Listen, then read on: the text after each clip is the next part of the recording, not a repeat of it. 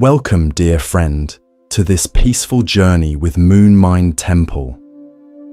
As you settle in, allow your body to find a comfortable position. Perhaps you're lying in bed, ready to drift into restful sleep, or maybe you're seeking a moment of tranquility amidst your day. Whatever brings you here, know that you are exactly where you need to be. This is a safe space for healing, for understanding, and for deep rest.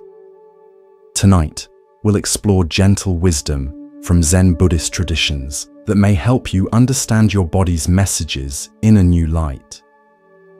These ancient teachings have brought comfort to countless souls across millennia. They remind us that our physical experiences and our spiritual journey are not separate paths, but a single journey unfolding in perfect harmony. As you listen, there's nothing you need to do except breathe and allow these words to wash over you like gentle rain. In the quiet moments before sleep, when the world grows still, we have a precious opportunity to listen deeply to our bodies. Many of us carry pain, perhaps a persistent ache in your back, tension in your shoulders, or discomfort that seems to have no clear source. Modern medicine offers many valuable treatments for these conditions, and those approaches have their place. But tonight, we'll explore another dimension of understanding, one that sees your body as not just a physical entity, but as a vessel of profound wisdom. Imagine for a moment that your body is constantly communicating with you, not with words, but with sensations. Each ache, each area of tension, each fluttering of discomfort, these are not random occurrences, but messages written in the language of feeling. What if your persistent headaches, or that mysterious pain that doctors haven't fully explained, is actually your body trying to speak to you about something deeper? What if physical discomfort sometimes reflects spiritual or emotional patterns seeking your awareness? For thousands of years, wisdom traditions across cultures have recognized this intimate connection between physical sensations and inner experience. The Zen Buddhist tradition in particular offers us the beautiful concept of Shin-Shin Ichinyo, body and mind as one, not two separate entities, but a single flowing reality. When we begin to understand this unity, we open ourselves to healing that addresses not just symptoms, but sources. Breathe deeply now. Feel the gentle rhythm of your breath entering and leaving your body. With each inhalation, imagine fresh energy flowing into every cell. With each exhalation, allow tension to melt away. This simple awareness of breath is a cornerstone of Zen practice, a bridge between the conscious and unconscious aspects of yourself. As you continue to breathe naturally, let's explore how different areas of your body might be communicating with you. Remember, this exploration is offered with deep respect for your unique experience. There is no judgment here, only curiosity and compassion. These perspectives don't replace medical care, but complement it with wisdom that honors your whole being. Let's begin with the head, the crown of your physical form. If you experience frequent headaches or tension in this area, Zen wisdom might invite you to consider: are you perhaps living too much in thoughts? Is your analytical mind working overtime, trying to solve everything through thinking alone? The Japanese Zen concept of mushin, literally no mind, teaches us that our deepest wisdom often emerges when we allow the thinking mind to rest. Your headaches might be gentle reminders to find balance between thinking and being, between analysis and intuition. Ancient Buddhist texts speak of the head as our connection point to higher awareness. When this area feels constricted or painful, it might reflect a disconnection from your intuitive wisdom. Perhaps your body is inviting you to trust something beyond thoughts, the knowing that resides in silence, in presence, in the spaces between your busy thoughts. With each breath now, imagine soothing energy flowing into your head region. You don't need to change anything or force any particular feeling. Simply allow awareness to rest here with kindness. Sometimes, the simple act of bringing gentle attention to an area of discomfort creates space for natural healing to begin.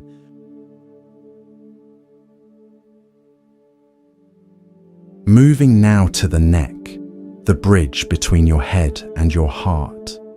The neck allows your head to turn and see different perspectives. Pain or stiffness here might reflect a certain rigidity in viewpoint, a reluctance to see situations from different angles. In Zen practice, flexibility of mind is highly valued, the ability to adapt, to see beyond our habitual perspectives. Your neck also represents the integration of thought and feeling, of mind and heart. Discomfort here might ask, is there harmony between what you think and what you feel? Are your actions aligned with your deeper values? The Buddha taught the importance of right view, seeing clearly without distortion. Perhaps your neck is inviting you to align your perceptions more closely with your heart's wisdom. As you breathe, allow your awareness to gently surround your neck area. Notice any sensations present without trying to change them. In this simple noticing, you're already beginning a healing dialogue with your body's wisdom. The throat center relates to expression and truth in many traditions. It governs how we communicate our innermost reality to the world around us. Persistent sore throats, voice issues, or discomfort in this region might be asking, are you speaking your truth? Are there words that need to be expressed? Or perhaps words that would be better left unspoken? Zen Buddhism places great emphasis on right speech, communication that is truthful, helpful, and timely. Your throat may be inviting you to examine how you use the power of words. Are you expressing yourself authentically? Are you listening deeply to others? Are you allowing silence its rightful place in your communication? The Buddha once said, words have the power to both destroy and heal. When words are both true and kind, they can change our world. Your throat center might be asking you to bring more mindfulness to how you express yourself and how you receive the expressions of others. As you continue to breathe gently, allow your awareness to rest in your throat area.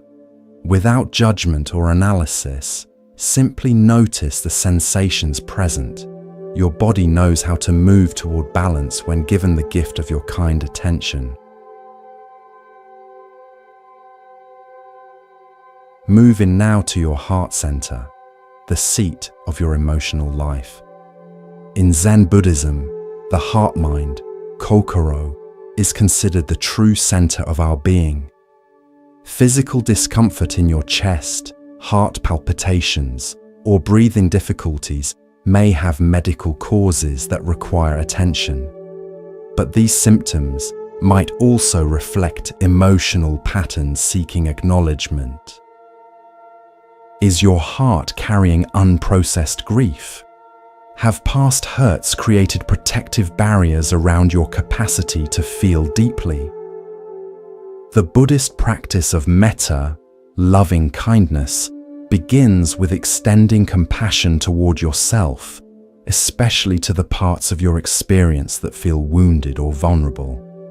A Zen story tells of a student who asked his teacher, "Master, what is the most important thing?" The teacher replied, "An open heart." Whatever your heart has experienced, joy or sorrow, connection or loss, it continues to beat, continues to sustain your life moment by moment. This remarkable organ deserves your friendship, your understanding. Breathe gently into your heart space now. Imagine your breath like a soft light, illuminating this vital center with warmth and acceptance. You might silently offer words of appreciation to your heart for its constant service, its unfailing rhythm that continues even when you're unaware of it. Your lungs, embracing your heart, connect you to the world through breath. Every inhalation brings the outside world into your body. Every exhalation returns something of yourself to the greater whole. Breathing difficulties might reflect not just physical conditions, but also our relationship with receiving and giving, with allowing life to flow through us without restriction. Zen meditation begins and ends with awareness of breath, not controlling it, not forcing it, but simply witnessing its natural rhythm. This witnessing itself can bring profound relaxation as your nervous system recognizes that all is well, that you are safely held in the embrace of the present moment. Take several deep, nourishing breaths now. Feel how your entire torso expands to receive the breath, then naturally releases it. This rhythm has been with you since your first moment of life and will remain until your last. It is perhaps the most fundamental meditation, this simple attention to the miracle of breathing. Moving now to your digestive system, the region that processes what you take in from the world. Stomach discomfort, digestive issues, or imbalances in this area are incredibly common in our modern life. Beyond physical causes like diet and bacteria, this region often reflects our relationship with experience itself, how we digest life's events. Zen practice includes mindful eating, paying full attention to the taste, texture, and nourishment of food. This mindfulness naturally extends to how we consume everything: information, relationships, material possessions. Your digestive system might be asking, what am I struggling to process or accept? Am I taking in more than I need, not just food, but stimulation, information, or emotional intensity? The Buddha taught the middle way, a path of moderation between extremes. This wisdom applies beautifully to our relationship with consumption of all kinds. Perhaps your digestive system is inviting you toward greater balance, toward taking in just what serves your highest good. As you breathe, allow awareness to gently surround your stomach and intestines. These organs work tirelessly to nourish you, to extract what's beneficial and release what's not needed. In their wisdom is a powerful metaphor for living. Receive what serves you, let go of what doesn't, all with equanimity and trust in the process. The liver, in both Eastern and Western traditions, is associated with processing emotions, particularly anger, frustration, and resentment. When these emotions become chronic or remain unexpressed, they can affect the function of this vital organ.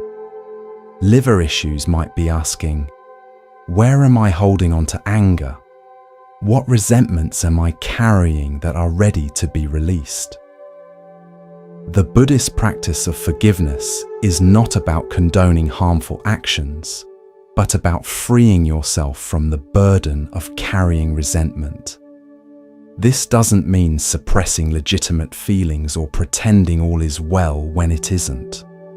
Rather, it means acknowledging the full truth of your experience while choosing not to be defined or limited by past hurts. Thich Nhat Hanh, the beloved Zen master, offers this wisdom. Holding on to anger is like grasping a hot coal with the intent of throwing it at someone else. You are the one who gets burned.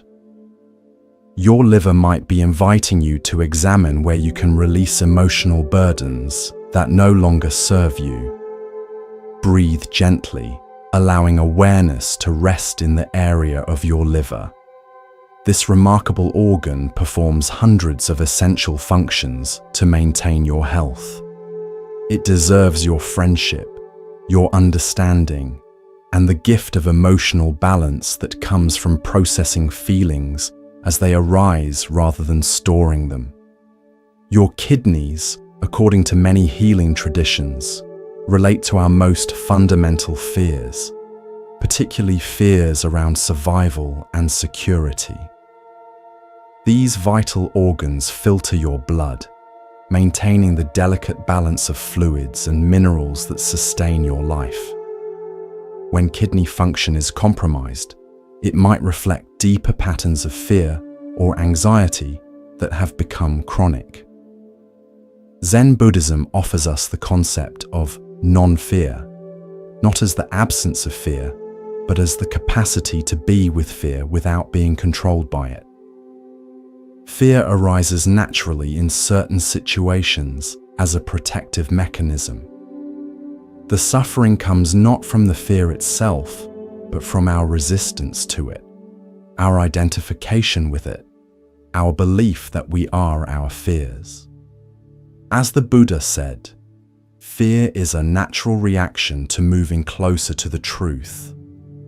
Sometimes what we fear most is not danger, but our own capacity for awakening, for living fully. Your kidneys might be asking you to examine your relationship with fear itself, to recognize where protective caution has perhaps become limiting avoidance. As you continue to breathe naturally, allow awareness to gently surround your kidney region. These remarkable organs are constantly working to maintain your body's delicate balance. They deserve your appreciation, your understanding, and the sense of basic safety that comes from recognizing your intrinsic belonging in the web of life.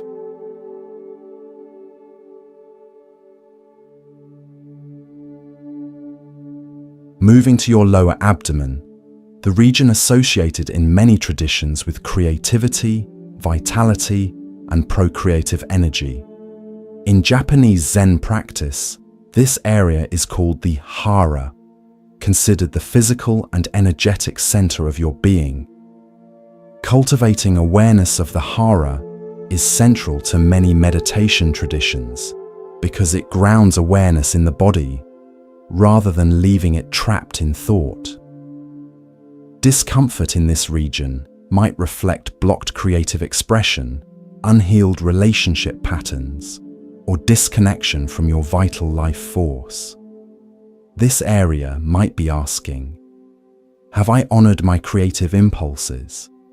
Have I allowed past wounds around intimacy or relationship to be acknowledged and healed?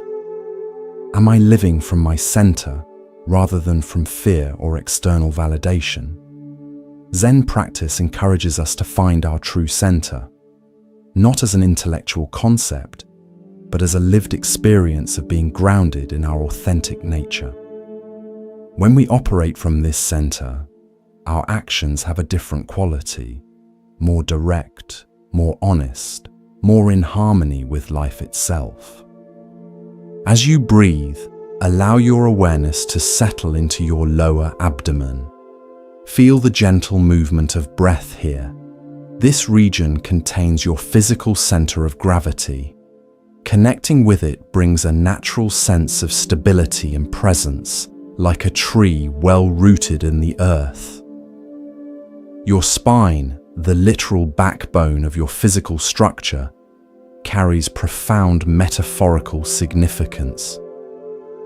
Back pain is extraordinarily common in our modern world, and while physical factors like posture and movement patterns play a significant role, there's often an energetic dimension to consider as well. In many spiritual traditions, the spine represents integrity, support, and the courage to stand in your truth. Back pain might be asking, am I carrying burdens that aren't mine to bear? Have I compromised my integrity in some area of life? Am I providing support for others while neglecting my own needs for support and care? Zen meditation teaches proper posture, sitting like a mountain, with a straight but not rigid spine. This physical alignment reflects and supports spiritual alignment, living in accordance with your deepest values, supporting yourself with self-care and healthy boundaries, maintaining flexibility while not collapsing under pressure. As you breathe, bring gentle awareness to your spine, from its base all the way up to where it meets your skull. This remarkable structure supports you throughout your life, allowing both stability and movement. It deserves your respect, your care, and the alignment that comes from living in harmony with your authentic nature. Your legs and feet form your foundation, your connection to the earth. They enable movement, exploration, and the literal journey through your life. Pain or discomfort in these areas might reflect your relationship with your path in life, your direction, your stability, your willingness to move forward. Zen Buddhism includes walking meditation, kinhin, as an essential practice, recognizing that mindfulness isn't limited to seated stillness, but extends to movement as well. Each step becomes an opportunity for presence, for feeling your connection to the earth that supports you unconditionally. Leg or foot pain might be asking, do I feel grounded and secure in my life path? Am I moving forward in alignment with my values? Am I maintaining balance between movement and rest, between doing and being? As you breathe, allow awareness to flow down through your legs to your feet. These remarkable structures bear your weight, maintain your balance, and enable you to navigate through the world. They deserve your gratitude, your care, and the steady progress that comes from taking one mindful step at a time. Your skin, your largest organ and your boundary with the world, speaks its own unique language. Skin conditions might reflect sensitivity to your environment, challenges with boundaries, or emotions seeking expression. This remarkable organ constantly mediates between your inner reality and the outer world, protecting you while allowing necessary exchange. In Buddhist understanding, healthy boundaries are neither rigid walls nor complete absence of protection. Rather, they are mindful membranes that allow connection while maintaining integrity. Skin issues might be asking, where do I need clearer boundaries? What am I absorbing from my environment that doesn't serve me? What needs to find expression from within? The Zen concept of just this, being fully present with what is, applies beautifully to skin conditions. Instead of rejecting or fighting against these manifestations, can you bring gentle curiosity to what is expressing itself through your skin? This non-judgmental awareness itself often creates space for healing. As you breathe, imagine your breath gently touching your skin from the inside, bringing nourishment and ease to every cell. Your skin has been with you since before birth. constantly renewing itself, constantly adapting to protect you. It deserves your appreciation, your understanding, and the clear boundaries that allow you to engage with the world on your own terms. A crucial understanding in this exploration: none of this is about blame or judgment. Your body's messages are not punishments or failings. They are invitations to awareness, to healing, to greater alignment between your physical experience and your deeper nature. This perspective aligns with the Buddhist understanding of karma, not as punishment, but as the natural unfolding of causes and conditions, as teacher rather than judge. Your body's patterns aren't condemning you, they're communicating with you. They're showing you where energy may have become stuck, where healing may be needed, where attention might serve your highest good. This communication comes not from criticism, but from the deep wisdom that animates every cell of your being. The Buddha taught that suffering arises not from pain itself, but from our resistance to pain, our judgments about it, our stories around it. When we fight against physical discomfort, we often create a second layer of suffering, mental and emotional distress that compounds the physical experience. Zen practice offers the radical alternative of being present with sensation just as it is, neither pushing it away nor becoming identified with it. In this spacious presence, we discover that even intense sensations naturally arise, change, and pass away. Nothing is permanent. Everything is in constant flux. As you continue to breathe gently, notice if there's any area of your body that's currently speaking to you through sensation. Without trying to change anything, can you simply bring kind awareness to this area? Can you listen without immediately trying to fix or judge or analyze? This simple, compassionate presence is the beginning of a healing dialogue with your body's wisdom.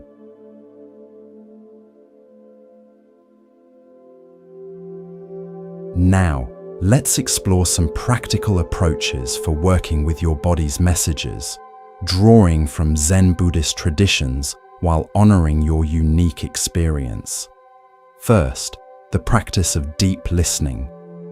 Before rushing to silence symptoms, pause and create space to receive their communication. This doesn't mean ignoring medical care. It means complementing it with inner awareness. Zen offers the practice of the body scan, moving your attention slowly through your body with friendly curiosity, noting sensations without judgment. This simple practice can reveal insights that thinking alone cannot access. Try it now if you wish. Starting at the crown of your head, allow your awareness to slowly move downward. Forehead, eyes, cheeks, jaw, neck, shoulders, and onward through your body. At each area, simply notice what sensations are present. No need to change anything, just acknowledging what is here. This kind of embodied awareness brings you into direct contact with your present experience rather than conceptual ideas about your body. From this direct contact, wisdom naturally arises, not as thought, but as intuitive knowing.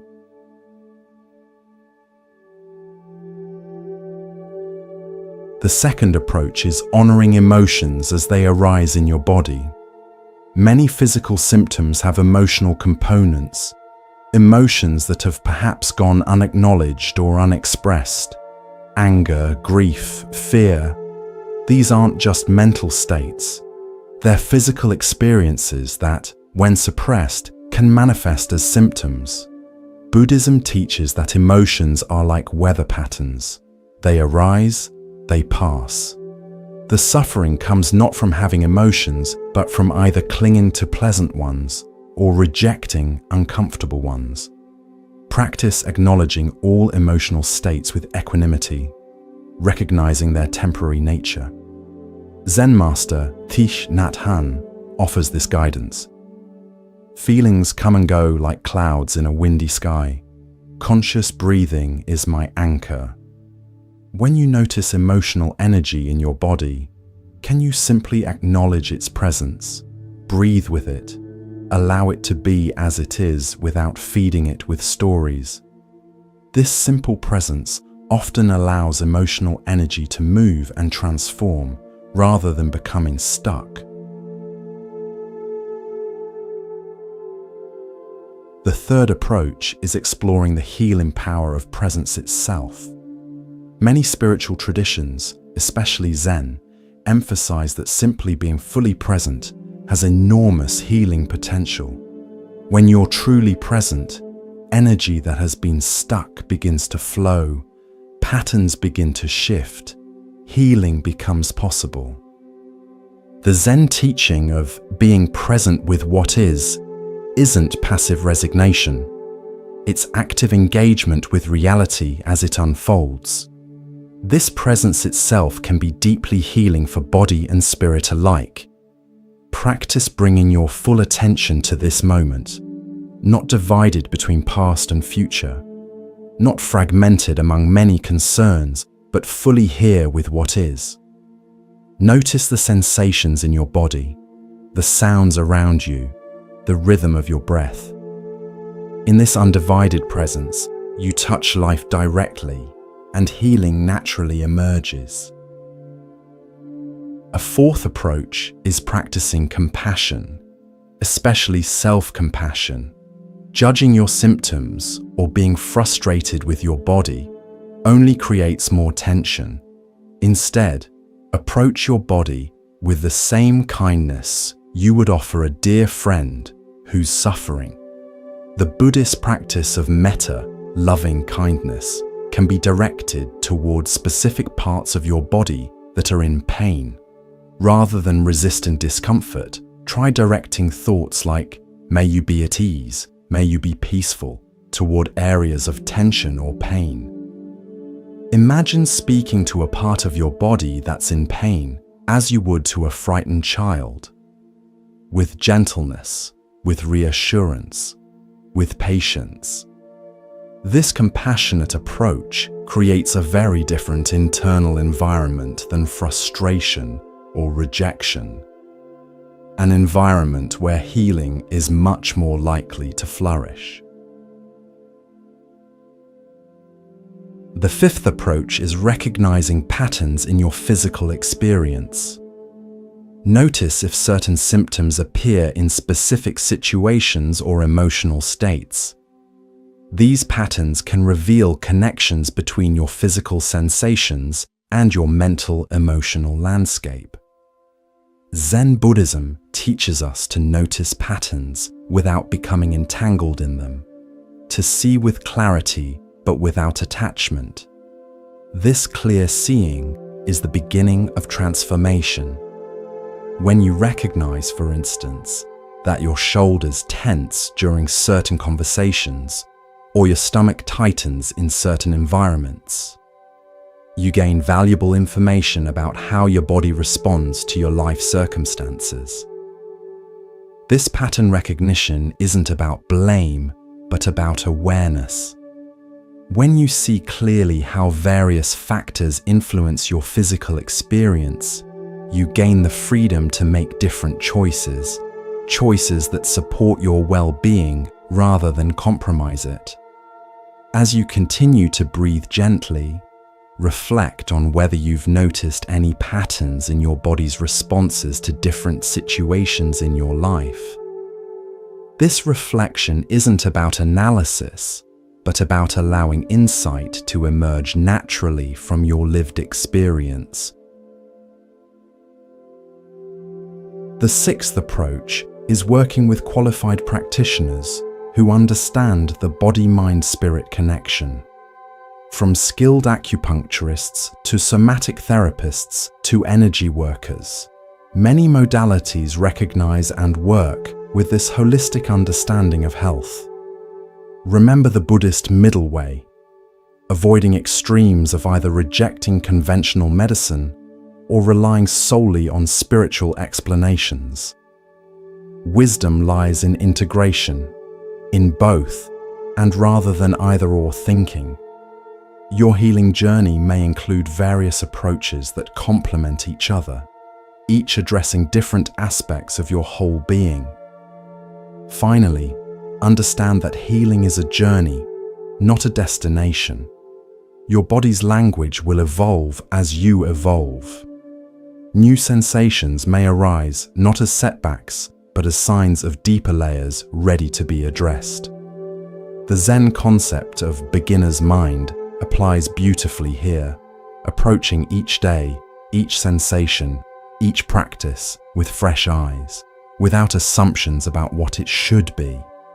This openness itself creates space for healing to unfold in its own unique way. Your body is not your enemy. It's not punishing you. It's your most loyal companion, constantly communicating, constantly seeking harmony. Even chronic pain, even serious illness, contains within it seeds of wisdom if we're willing to listen with patience and kindness. As you continue to breathe gently, allow a sense of appreciation to fill you for this remarkable body that carries you through life. Whatever its current condition, whether vibrant with health or challenged by illness or pain, it serves you with incredible intelligence and resilience. It deserves your friendship, your understanding, and your partnership in the journey toward wholeness. The Buddha taught that understanding comes not from thinking about reality, but from direct experience of it. Your body offers you this direct experience, moment by moment. The truth of sensation, rather than the stories about sensation.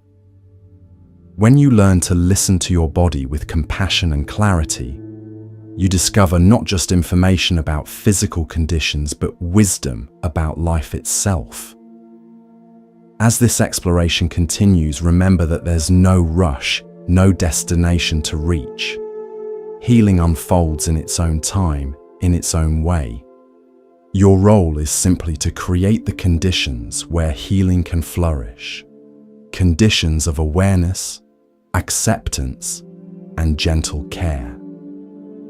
Breathe deeply now, feeling the rhythm of your breath moving through your body. This simple breath connects you to all living beings who share this same essential rhythm. It connects you to the trees and plants that create the oxygen you breathe. It connects you to the vast cycles of giving and receiving that sustain all life. In this interconnection, you are never truly alone. Your experience, including any pain or difficulty you may be facing, exists within a much larger context of shared human experience. The Buddha recognized this universal nature of suffering and the universal potential for liberation from suffering. This recognition was not depressing, but profoundly freeing. When we understand that challenges are part of the human condition, we can hold our own difficulties with greater perspective and less personal identification. As you listen to these words, perhaps beginning to drift towards sleep, know that the wisdom we've explored continues to work in you even beyond conscious awareness. The seeds of healing are planted not just in your thinking mind, but in the deeper soil of your being. These seeds will grow in their own time, in their own way, bringing fruit that may surprise and delight you as your journey unfolds. The Zen tradition reminds us that our essential nature is already complete, already whole. Healing isn't about becoming something you're not. It's about removing the obstacles to recognizing what you already are beneath the layers of conditioning, beneath the patterns of tension, beneath the habits of thought that may have obscured your natural state of well-being. Rest now in this natural state, not trying to achieve or become anything, but simply allowing yourself to be as you are in this moment, complete, whole, exactly as you should be. As you continue to rest and listen, let the gentle rhythm of these words carry you deeper into relaxation. There's nothing you need to do right now except receive. Your body knows how to heal, how to restore balance, how to move toward wholeness. Your conscious mind can simply step back and allow this natural intelligence to do its work. The Zen tradition speaks of Wu Wei, action through non-action, accomplishment through non-doing. This paradoxical wisdom reminds us that sometimes the most powerful thing we can do is to stop doing, to cease our striving and controlling, and allow life to flow through us unimpeded. In this state of receptive presence, healing often occurs naturally, without effort. Let's continue our gentle exploration of how your body communicates its wisdom through sensation. Remember that this perspective is offered not as absolute truth, but as an invitation to see your physical experience through a different lens, one that honors the profound connection between your body, mind, and spirit.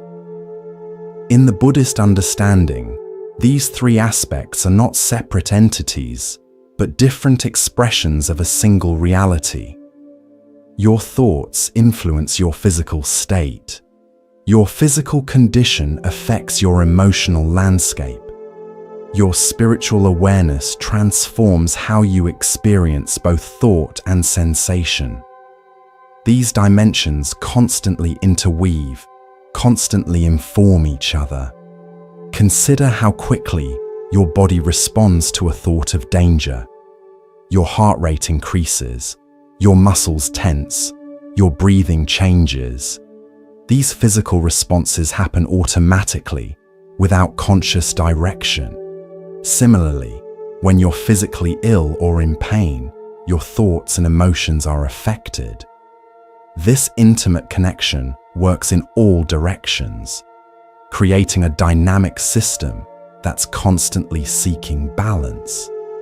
The Buddha recognized this interconnection over 2,600 years ago, long before modern science began to explore the relationships between stress and illness, between emotional states and physical health. This ancient wisdom doesn't contradict medical understanding, but complements it, adding dimensions of awareness that purely physical explanations might overlook. Let's explore more deeply how this understanding might illuminate your experience of pain or physical discomfort. Pain itself is not the enemy in the Buddhist view. Pain is simply information, the body's signal that something needs attention. The suffering arises not from the pain itself, but from our resistance to it, our fear of it, our stories about what it means. Imagine touching a hot stove. The immediate pain causes you to withdraw your hand, protecting you from further injury. This pain serves a vital purpose. It's a messenger carrying important information. The problem comes when pain persists beyond its usefulness, when the message continues after it's been delivered and acknowledged. In chronic pain conditions, the nervous system may become sensitized, sending pain signals even when there's no immediate danger to tissues. Modern pain science recognizes this phenomenon, that persistent pain often reflects altered nervous system function rather than ongoing tissue damage. The pain is real, intensely so, but its meaning may be different than in acute injury. Zen practice offers powerful approaches for working with persistent pain.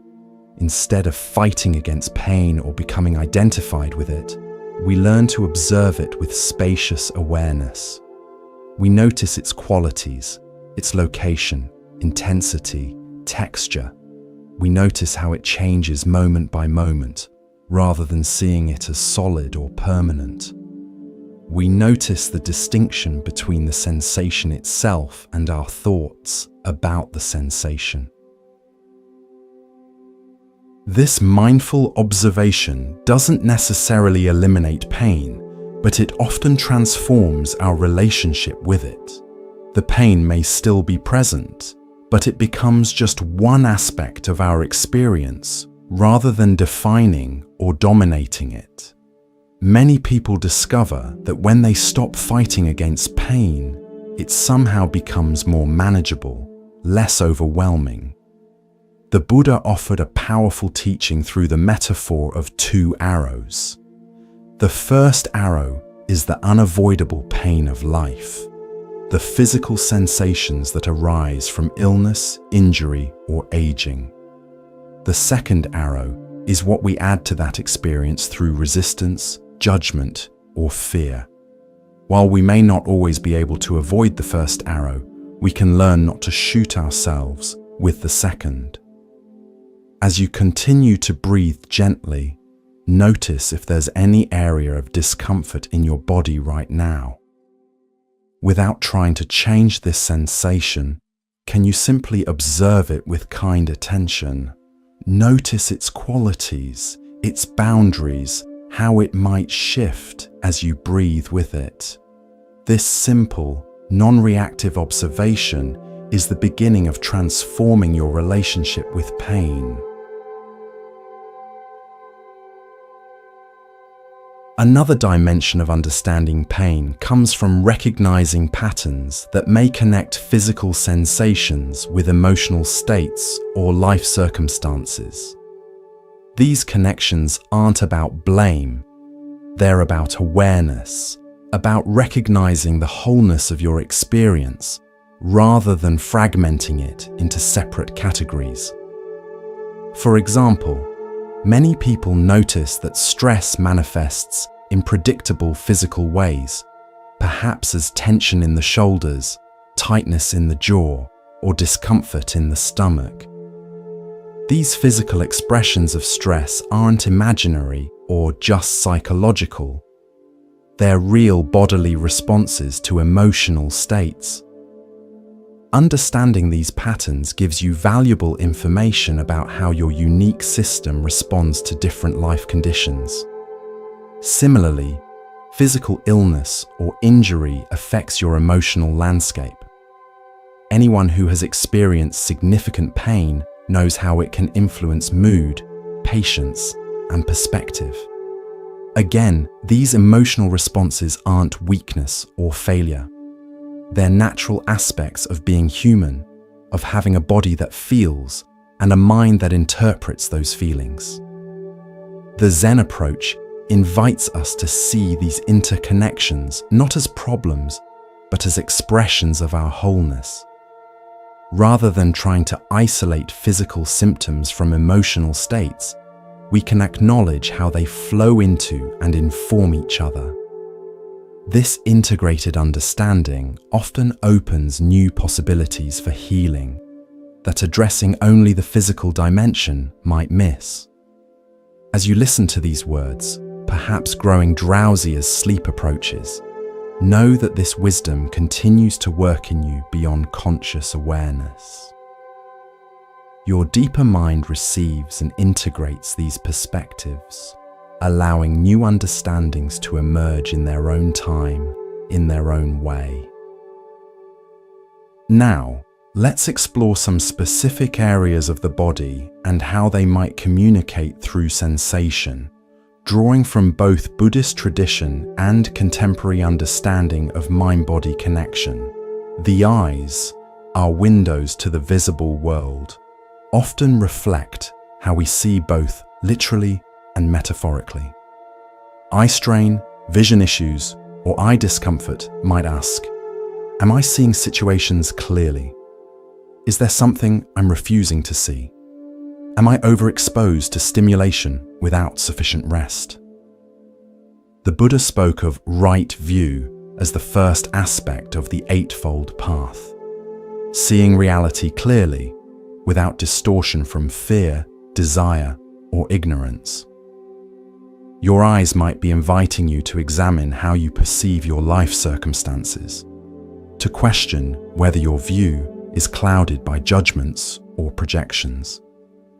Zen meditation often includes periods of keeping the eyes slightly open, gazing softly downward, neither shutting out the world nor fixating on visual objects.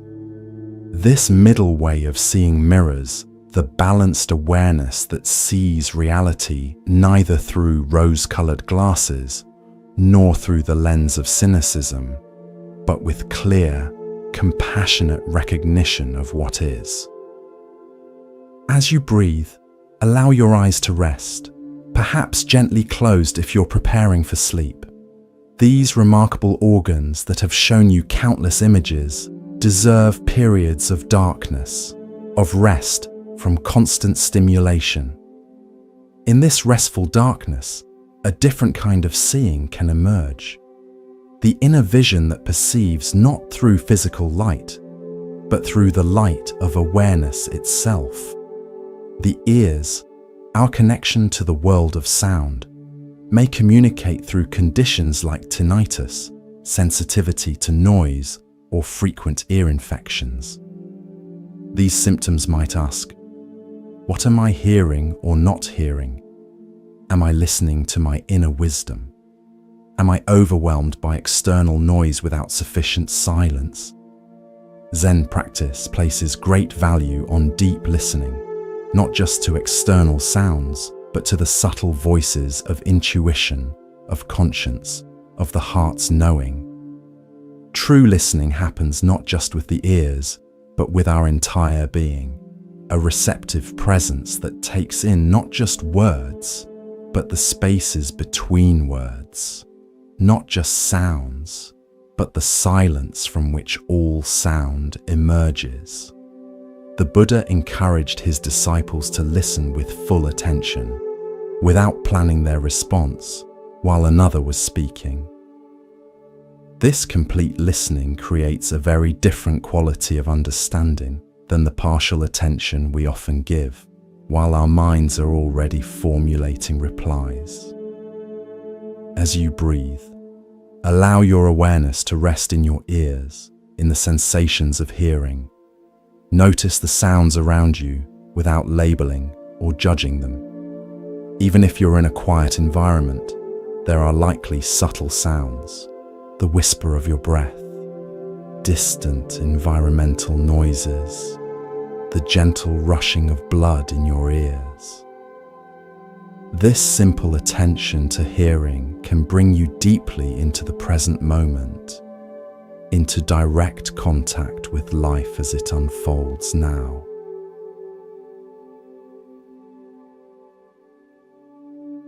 The jaw area carries tension for many people in our modern world. Clenching, grinding, TMJ pain. These common conditions might reflect unexpressed words, suppressed emotions, or the habit of gritting your teeth through difficult situations rather than acknowledging their impact.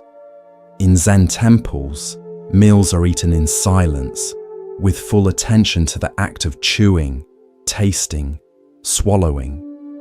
This mindful eating naturally relaxes the jaw, allowing it to perform its function without the added tension of rushing or unconscious stress.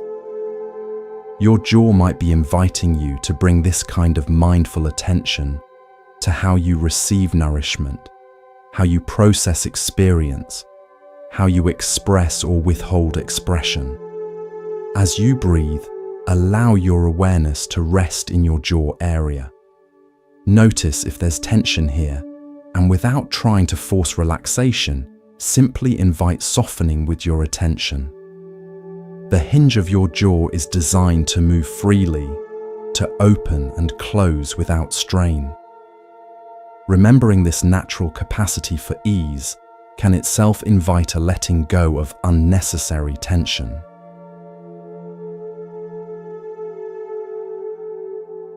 The shoulders, for many people, carry the weight of responsibilities, burdens, and stress. Shoulder pain, tension, or restricted movement might reflect what you're metaphorically carrying in your life. These symptoms might ask, am I taking on burdens that aren't mine to bear? Am I reaching out to others for support when needed? Have I found balance between giving and receiving? Zen practice emphasizes the importance of understanding our true responsibility, what genuinely belongs to us to carry and what doesn't. The Buddha taught that we are responsible for our own actions and their consequences, but not for controlling outcomes beyond our influence. Your shoulders might be inviting you to examine where you've taken on responsibilities that aren't truly yours, or where you might benefit from allowing others to share your legitimate burdens. A beautiful Zen saying reminds us, before enlightenment, chop wood, carry water. After enlightenment, chop wood, carry water. Our responsibilities don't disappear with spiritual awareness, but our relationship to them transforms. We carry what's ours to carry with presence rather than resistance, with acceptance rather than resentment. As you breathe, allow your awareness to rest in your shoulders. Notice their position, any sensations present. Without forcing change, simply invite them to release whatever they don't need to hold right now. Imagine them softening, widening, finding their natural posture of dignity without strain. The arms and hands, our implements for action in the world, often speak through conditions like carpal tunnel syndrome, arthritis, or unexplained pain. These symptoms might reflect your relationship with doing, with work, with how you reach out to affect your environment. In Zen monasteries, even the most mundane tasks, cooking, cleaning, gardening, are approached as spiritual practice. This mindful action transforms chores into opportunities for presence, for expressing care through how tasks are performed rather than just achieving results. Your arms and hands might be inviting you to bring this quality of presence to your daily activities, to value process as much as outcome. The Buddhist concept of right action encourages us to consider not just what we do, but how and why we do it.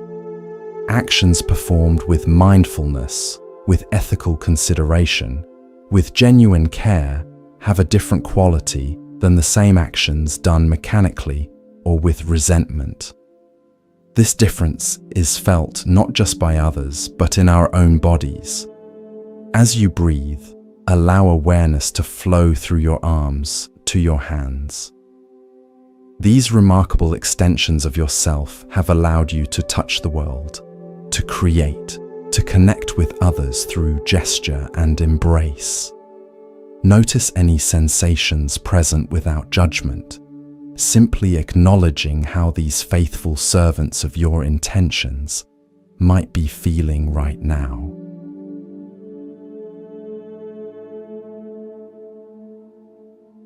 The chest and ribs create a protective cage around your vital organs, while also allowing the essential movement of breath.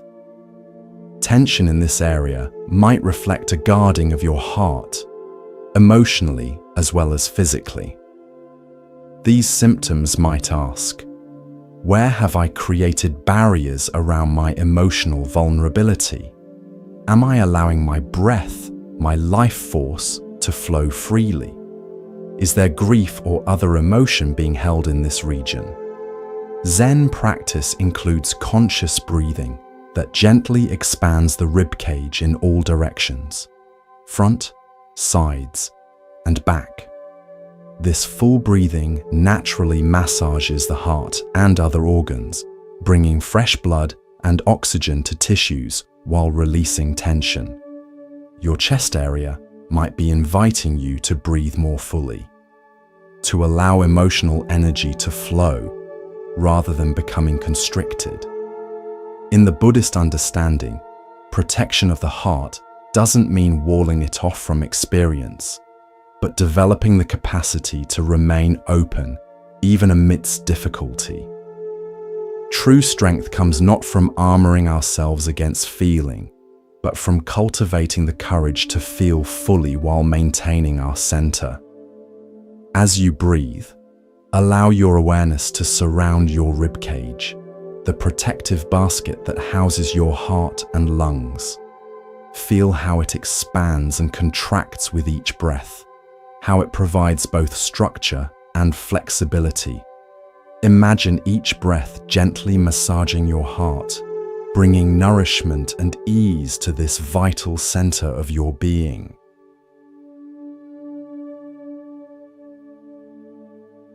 The upper back between the shoulder blades often carries tension related to emotional support and heart protection. Discomfort here might reflect feeling unsupported, carrying hidden burdens, or bracing yourself against vulnerability. This area might ask, where do I need more support in my life? Am I allowing myself to receive care as well as give it? What am I protecting my heart from experiencing? In Zen archery, the area between the shoulder blades is considered crucial for proper form. When there's tension here, the arrow cannot fly true. Similarly, when this area is constricted emotionally, our actions may not align with our true intentions. Your upper back might be inviting you to examine where you're bracing against life, rather than flowing with it. The Buddha spoke of dependent origination, the understanding that nothing exists in isolation, that all beings and phenomena arise in relationship to countless supporting conditions. This teaching reminds us that seeking support isn't weakness, but recognition of our interconnectedness. Just as trees with the deepest roots can grow the tallest, humans with the strongest support systems can reach their fullest potential. As you breathe, bring gentle awareness to the space between your shoulder blades. Notice any sensations present. Without forcing change, simply invite this area to soften, to receive the support of whatever surface you're resting on. This region deserves to feel held, to release the vigilance of constant self-protection. The middle back supports your upper body while allowing movement in multiple directions. Pain here might reflect feeling caught in the middle of conflicting demands, carrying financial or material burdens, or lacking flexibility in your approach to life challenges. This area might ask, am I finding balance amidst competing responsibilities? Am I adaptable when circumstances change? Do I trust the support beneath me? Zen teaching includes the concept of not knowing mind, approaching situations with openness rather than rigid preconceptions. This mental flexibility allows appropriate response to what's actually happening rather than reaction based on fixed ideas. Your middle back might be inviting you to cultivate this kind of adaptability, to bend without breaking when life presents unexpected challenges. The parable of the bamboo illustrates this wisdom beautifully. The bamboo bends low under the weight of heavy snow, allowing the snow to slide off rather than accumulating until the branch breaks. Once unburdened, the bamboo springs back to its original position. This yielding strength, different from either rigid resistance or collapse, exemplifies the middle way that Buddhism recommends. As you breathe, allow awareness to rest in your middle back. Feel how this remarkable structure supports you while allowing movement in many directions. Notice any areas of tension or discomfort without judgment, simply acknowledging what is present while inviting natural ease to return in its own time. The abdomen, the soft, vulnerable center of your physical body, holds many of your vital organs and digestive functions. Beyond the digestive aspects we explored earlier, this region also relates to your core sense of safety, stability, and intuitive knowing. Tension or pain here might reflect feeling unsafe, ungrounded, or disconnected from your instinctual wisdom. In many meditation traditions, including Zen, practitioners are encouraged to focus attention on the lower abdomen, the hara, as a way of centering awareness in the body rather than leaving it scattered among thoughts. This embodied presence brings a natural sense of groundedness, of being fully here rather than lost in concept or speculation. Your abdominal region might be asking, do I feel fundamentally safe in my existence? Am I connected to my intuitive knowing, my gut feelings? Have I created a stable center from which to engage with life's challenges? The Buddha taught the importance of establishing a firm foundation for practice, like a house built on solid ground rather than shifting sand. This foundation includes both external conditions like basic security and internal qualities like ethical integrity. When we feel fundamentally unsafe, it's difficult to open to the fuller dimensions of our experience. As you breathe, allow your awareness to rest in your abdomen. Feel how this area softens and expands with each inhalation, gently contracts with each exhalation. This natural movement connects you to the most basic rhythm of life, the constant exchange of receiving and releasing, taking in and letting go. As your abdomen softens, you may notice a deeper sense of being at home in your body, of belonging exactly where you are. The hips and pelvis form the basin that holds your lower organs and connects your upper body to your legs. This region relates to movement, stability, and in many traditions, to creative and sexual energy. Pain or tension here might reflect resistance to change, old emotional trauma being held in these tissues, or disconnection from your creative life force. In Zen walking meditation, practitioners are taught to move from the center of the pelvis, allowing the legs to swing naturally from this stable core. This centered walking brings a quality of dignity, of groundedness, of being moved from within, rather than pushing forward through willpower alone. Your hip region might be inviting you toward this kind of centered movement through life, neither rushing ahead of yourself nor holding back from full engagement. The Buddhist understanding of impermanence reminds us that everything is in constant flow, constant change. Resistance to this fundamental reality creates tension. Acceptance allows graceful movement with the ever-changing currents of life. Your hips might be asking you to examine where you're resisting necessary change or movement in your life journey. As you breathe, allow awareness to surround your hip region. Notice the weight of your pelvis against whatever surface is supporting you. Feel the natural heaviness here, the way this area grounds you while also enabling movement. Without trying to change anything, simply acknowledge whatever sensations are present, allowing this powerful center of your body to find its natural alignment.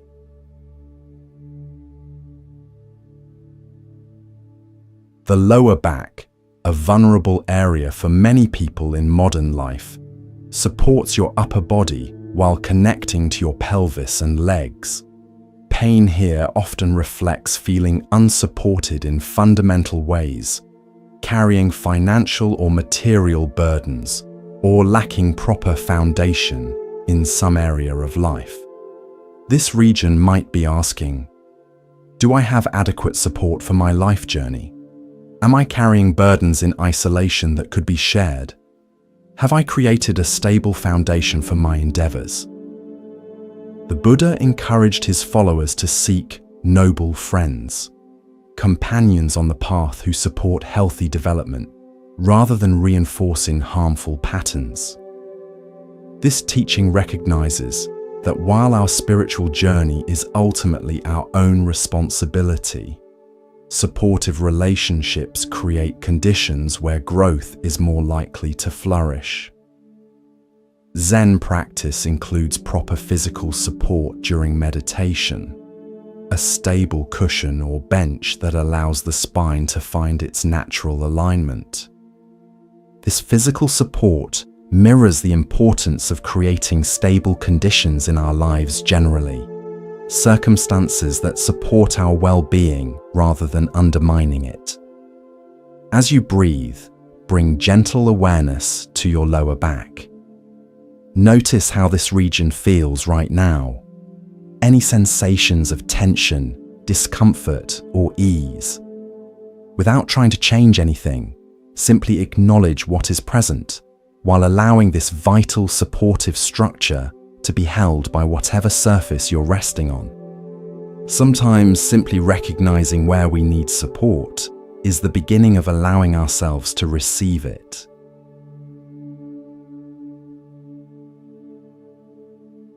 The knees, the hinges that allow both stability and flexibility in your legs, often speak through pain, stiffness, or injury.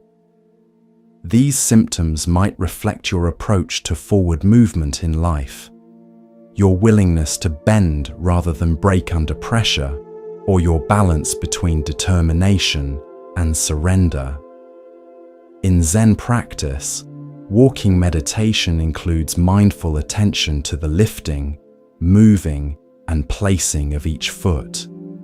This conscious movement naturally brings awareness to the knees and their remarkable function in enabling both standing firm and fluid motion.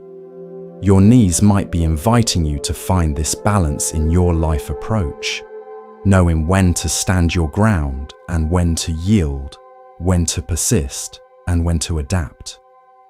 The Buddhist middle way applies beautifully here, finding the balance between extremes, between rigid inflexibility and collapsing without structure.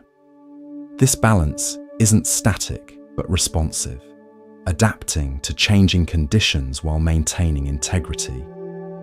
As you breathe, allow awareness to rest in your knee joints. These remarkable hinges have supported you through countless steps, allowed you to sit and rise again, adapted to varying terrains throughout your life journey. Notice any sensations present without judgment, simply acknowledging how these faithful servants of your mobility are feeling in this moment.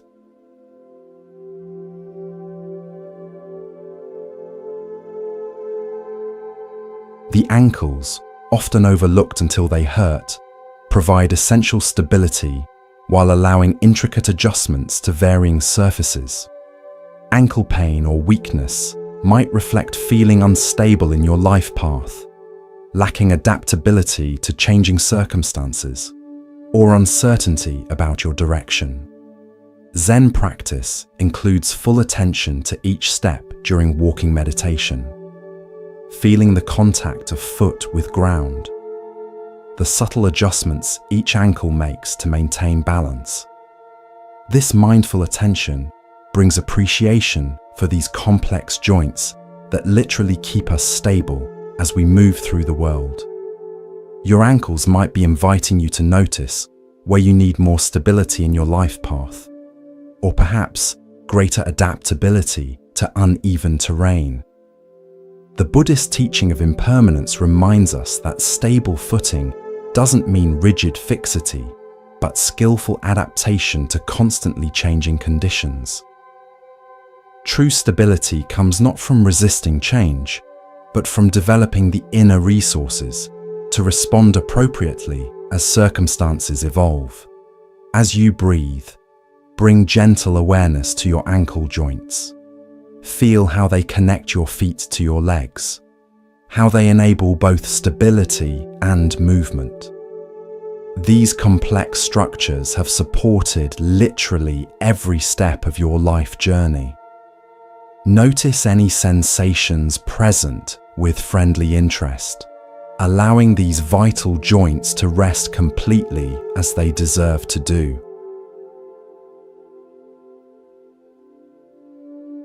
The feet, your most direct contact with the earth, carry you through your life journey while constantly adapting to different surfaces and demands.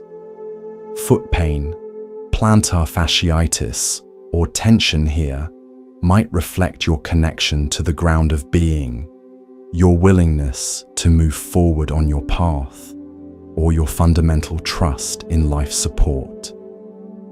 In many Buddhist traditions, including Zen, practitioners begin meditation by bringing awareness to the points where their body contacts the earth, often through the sitting bones, knees, and feet. This deliberate grounding creates a foundation for presence, a literal and energetic connection to what supports us. Your feet might be asking, do I feel connected to the earth, to what fundamentally supports me? Am I moving forward on my life path with confidence or hesitation? Am I aware of where I'm actually standing right now, or am I lost in thoughts about elsewhere?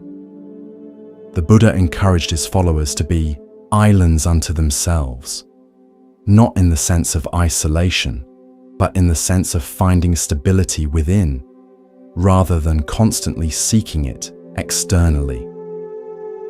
This inner stability allows confident movement through life, regardless of whether the path is smooth or rocky. As you breathe, allow awareness to flow into your feet. These remarkable structures contain 26 bones each, arranged in arches that distribute your weight and absorb shock with every step. They have carried you faithfully through your entire life. Notice any sensations present with appreciation for how these often overlooked parts of yourself connect you literally to the ground beneath you.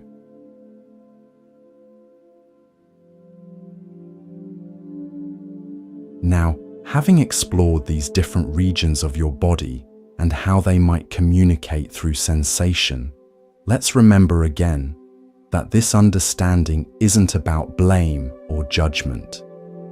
Your body's messages are not criticisms or failings. They're communications from the deep wisdom that animates every cell. In the Buddhist view, the body itself is neither good nor bad. It simply is what it is, a collection of elements temporarily configured in this particular form. What creates suffering is our relationship with the body, our attachment to how we think it should be, our aversion to how it actually is in this moment, our identification with it as a fixed self rather than a flowing process. Zen practice invites us into a different relationship with our physical form, one of friendly interest rather than judgment, of care without attachment, of inhabiting fully without identification. This relationship allows us to receive the body's wisdom without becoming defined by its temporary conditions. Consider for a moment how your relationship with your body might shift if you viewed it neither as an enemy to be conquered, nor as a deficient object to be fixed, but as a wise friend communicating through the language of sensation. How might your experience of pain or illness transform if you listened to these sensations with curiosity rather than resistance? This shift in perspective doesn't deny the reality of physical suffering or the appropriateness of seeking treatment. Rather, it adds a dimension of understanding that purely mechanical approaches might miss. The recognition that your body's experiences are meaningful, that they exist within the context of your whole life, that they carry information beyond just physical data. The Buddha taught that suffering has causes and conditions. It doesn't arise randomly. When we understand these causes and conditions, we gain the possibility of transformation. Your body's language of sensation offers clues about these causes and conditions, invitations to look more deeply at patterns that may be contributing to your current experience. As you breathe gently, notice if there's any area of your body that's particularly present in your awareness right now. Without analysis or judgment, can you simply acknowledge this area with friendly interest? Can you receive whatever sensation is present as information rather than obstacle? This simple, accepting awareness itself often begins a process of unwinding tension that force cannot accomplish. Now, let's explore some practical approaches for working with physical discomfort or illness, drawing from Zen Buddhist wisdom while honoring the unique nature of your experience. First, the practice of non-resistance. When pain or illness arises, our natural tendency is often to fight against it, to contract around it, to see it as an enemy to be defeated. While this fighting energy has its place, particularly in acute situations, it often creates a secondary layer of suffering, the suffering of struggle added to the original discomfort. Zen offers the radical alternative of meeting pain directly without the additional layer of resistance. This doesn't mean passive resignation, but active engagement with what is actually happening, rather than with our ideas or fears about what's happening. When we stop fighting against reality as it is in this moment, we often discover new possibilities for working with it skillfully. Try this simple practice. When discomfort arises, instead of immediately trying to change or fix it, pause and take 3 conscious breaths. During these breaths, simply acknowledge the sensation as it is, without adding stories about what it means or how long it might last. Just this brief pause can interrupt habitual patterns of reaction and create space for more skillful response. Second, the practice of gentle inquiry. Rather than immediately labeling pain as bad and trying to eliminate it, we can bring curious attention to its qualities. What exactly is this sensation? Where are its boundaries? Is it constant or does it fluctuate? Is it actually one solid thing or composed of different elements, perhaps pressure, warmth, tingling? This detailed attention often reveals that what we call pain isn't actually a solid, unchanging entity, but a flow of varying sensations. When seen in this way, even intense discomfort can become workable. We begin to notice the spaces between sensations, the moments when intensity lessens, the aspects of our experience that aren't painful at all. The Buddha taught the practice of clear seeing, perceiving reality as it actually is, rather than as we conceptualize it to be. This clear seeing doesn't eliminate challenges, but transforms our relationship with them from solid opposition to fluid engagement. Try this approach next time discomfort arises. Instead of labeling it immediately as pain or problem, explore it with friendly curiosity. What are its actual qualities right now? How does it change as you breathe with it? This exploration isn't about analysis, but about direct perception, coming into relationship with sensation itself rather than concepts about sensation. Third, the practice of kind attention. Our habitual tendency with pain is often to meet it with fear, frustration, or rejection. These emotional responses, while completely understandable, often increase both physical tension and mental suffering. What happens when we deliberately bring qualities of kindness and compassion to areas of discomfort?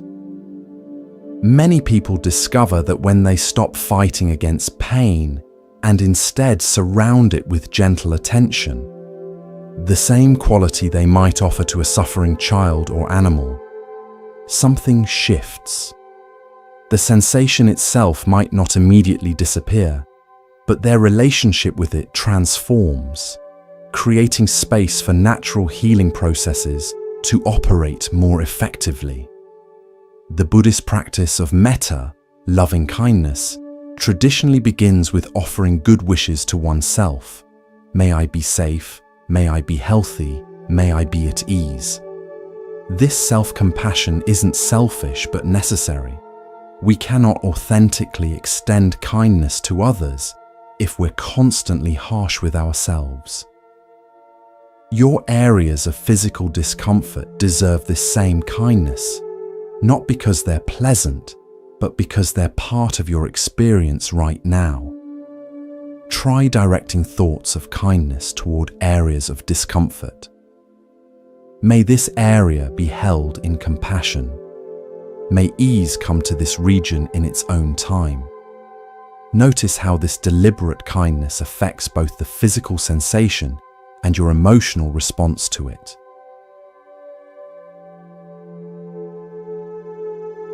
Fourth, the practice of widening awareness. When we're in pain, our attention naturally narrows to focus on the discomfort. While this focusing makes biological sense as a warning system, it can also amplify suffering by creating a sense that the pain is all there is, that it defines our entire experience. Zen practice teaches us to widen the lens of awareness, to notice that even amidst intense sensation, other aspects of experience continue. The breath flows, sounds arise and pass, other parts of the body remain comfortable. This widened perspective doesn't deny the reality of pain, but places it within a larger context, reducing its power to dominate consciousness. The Buddha offered the simile of the sky and clouds. Our fundamental awareness is like the vast sky, while particular sensations, thoughts, and emotions are like clouds passing through. No matter how dark or stormy the clouds, the sky itself remains unharmed, unchanged in its essential nature. Try this approach when pain feels overwhelming. Deliberately notice what else is present in your experience right now. Perhaps sensations of comfort in other areas, perhaps the sound of your breath, perhaps the weight of your body against supporting surfaces. This widened awareness reminds you that pain is something you're experiencing rather than something you are. Fifth, the practice of impermanence. The Buddha identified 3 marks of existence: impermanence, unsatisfactoriness, and non-self. Of these, impermanence offers particular wisdom for working with physical discomfort. Everything changes, everything flows, nothing remains fixed forever, not even the most intense pain. When we're suffering, time often seems to stop, creating the feeling that this will never end. Yet with careful attention, we can notice that even within pain, there is movement, fluctuation, change. Sometimes the intensity increases, sometimes it decreases. Sometimes the location shifts slightly. These observations remind us viscerally that sensation is a process, not a fixed entity. Zen practice cultivates this awareness of impermanence, not as a philosophical concept, but as lived reality. We notice how each breath is different from the last, how subtle sensations arise and pass moment by moment, how nothing remains exactly the same for even an instant. This direct perception of flow can be profoundly liberating when working with pain or illness. Try bringing awareness to the changing nature of sensation. Notice how discomfort isn't actually static but in constant flux. Even the most persistent pain has moments of greater and lesser intensity, shifts in quality or location. Recognizing this flow doesn't eliminate the sensation, but can transform your relationship with it from solid opposition to fluid acknowledgement.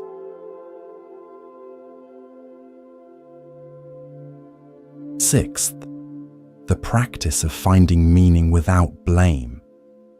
When illness or pain becomes part of our journey, it's natural to ask why, to seek meaning in the experience.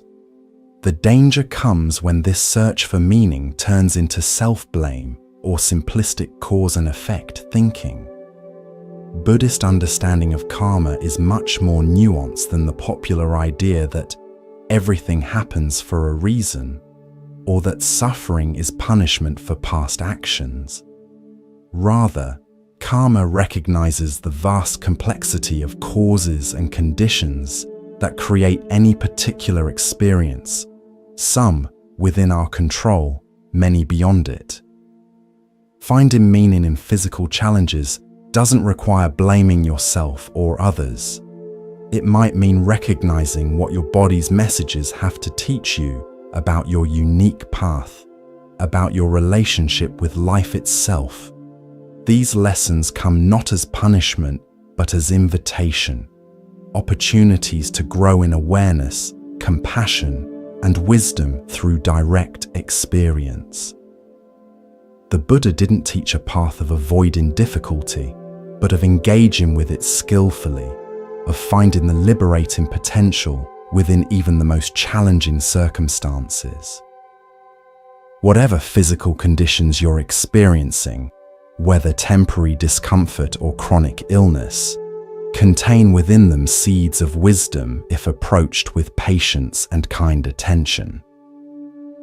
As you continue to breathe gently, reflect on whether your current physical condition might be offering any particular wisdom for your path right now. Not as blame, not as punishment, but as information about how you might move toward greater wholeness and alignment.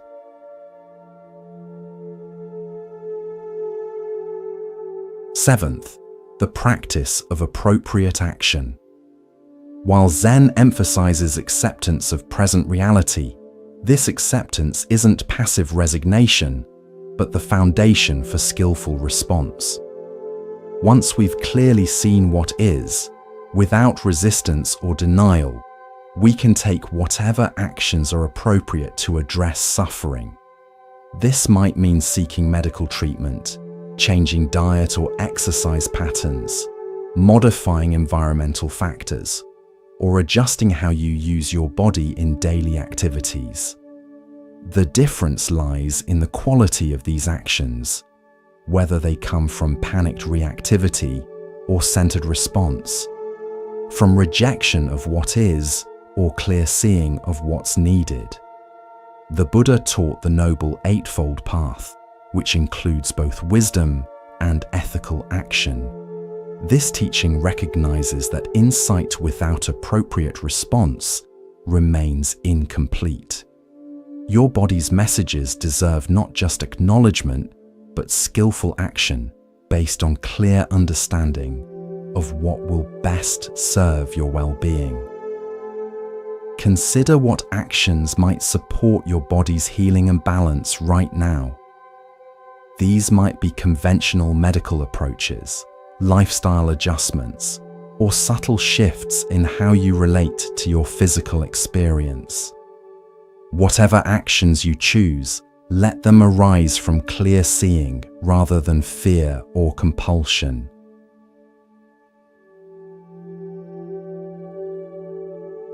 Finally, the practice of patience and trust. Healing rarely proceeds in a straight line or according to our preferred timeline. The body has its own wisdom, its own rhythm of regeneration and renewal.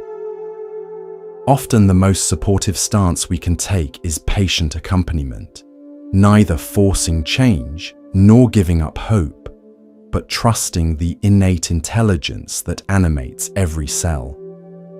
Zen practice cultivates this patience through activities that cannot be rushed: sitting meditation, careful attention to simple tasks, the slow unfolding of understanding through direct experience rather than conceptual shortcuts. This patient attention allows natural processes to operate without the interference of anxiety or demand.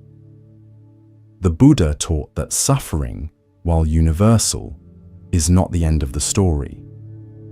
Within every experience of difficulty lies the potential for awakening, for greater understanding, for more authentic connection with life as it actually is, rather than as we wish it to be.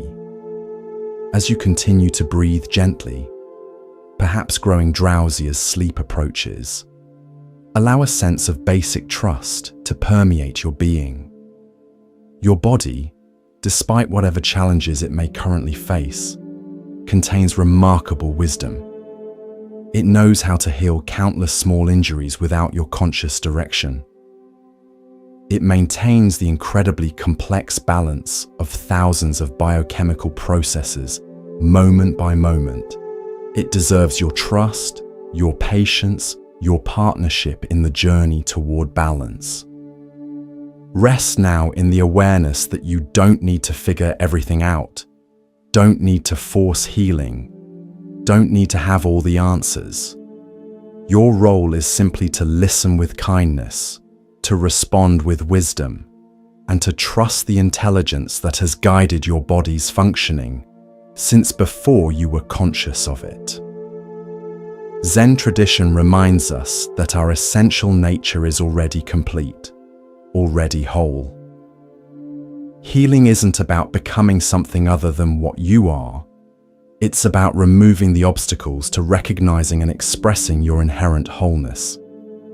These obstacles might be physical tension, emotional armoring, or mental fixation, but beneath them, your basic nature remains intact, unharmed, complete. As you drift towards sleep, carry this remembrance with you, that beneath whatever pain or illness you may be experiencing, your fundamental nature remains whole, remains luminous, remains capable of healing and renewal. This isn't magical thinking, but recognition of the remarkable capacity for regeneration and balance that animates all living things. Sleep now, if sleep comes, or rest in gentle awareness if sleep delays. Either way, know that healing processes continue whether you're conscious of them or not. Your body knows what to do. Your role is simply to create the conditions where healing can flourish, conditions of kindness, of patience, of trust in the wisdom that has sustained you every moment of your life. As you continue to rest deeply, perhaps drifting between wakefulness and sleep, allow these gentle teachings to work in you beyond conscious thought. The wisdom of your body operates continuously, whether you're awake or asleep, whether you're actively focusing on healing or simply resting in awareness. Trust this process, this unfolding, this natural movement toward balance. The Zen tradition speaks of our original nature as being like water, naturally clear, naturally flowing. When water becomes cloudy, it doesn't require elaborate methods to become clear again. Simply allowing it to be still, causes the sediment to gradually settle, revealing the inherent clarity that was never actually lost, only temporarily obscured. Similarly, your natural state of well-being often begins to re-emerge when you simply create conditions of restful awareness, allowing the agitation of both body and mind to gradually settle. Let's continue our gentle exploration of the body-mind-spirit connection through the lens of Zen Buddhist wisdom. Remember that these perspectives are offered not as definitive explanations, but as invitations to see your physical experience from different angles, to recognize dimensions of meaning that purely mechanistic approaches might overlook. In Buddhist understanding, everything arises from causes and conditions. Nothing exists in isolation. Nothing happens randomly. This principle applies to physical experiences as much as to any other aspect of life. Your current bodily condition, whether vibrant health, temporary illness, or chronic challenge, has emerged from countless interweaving factors, some obvious, others subtle. Some of these factors are material, genetics, environment, nutrition, movement patterns. Others are less tangible but equally influential, emotional states, thought patterns, spiritual alignment or disconnection.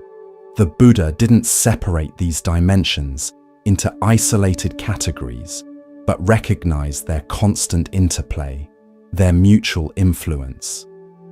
This holistic understanding doesn't mean that every physical symptom has a direct emotional cause, or that spiritual practice alone can address all bodily concerns.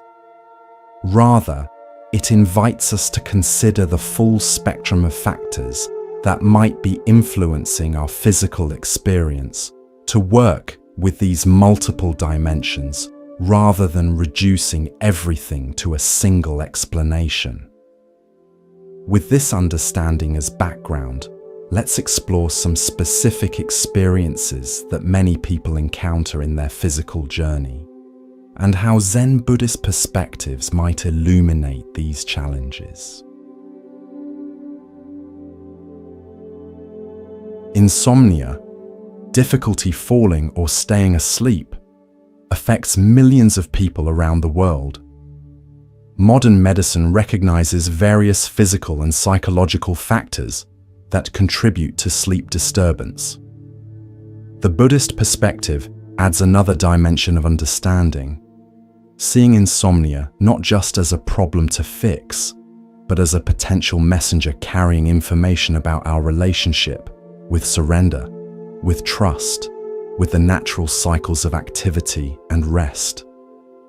Sleep requires a fundamental letting go, a release of control, a surrender to a state of consciousness different from our waking awareness. For many people, particularly those who maintain rigid control during waking hours, this surrender can feel threatening at some level. The mind creates reasons to stay alert, to maintain vigilance, to resist the vulnerability of sleep. Zen practice doesn't try to force sleep, but creates conditions where sleep can naturally arise. Rather than struggling against wakefulness, which often increases alertness, we simply rest in present awareness, allowing the body and mind to find their natural rhythm.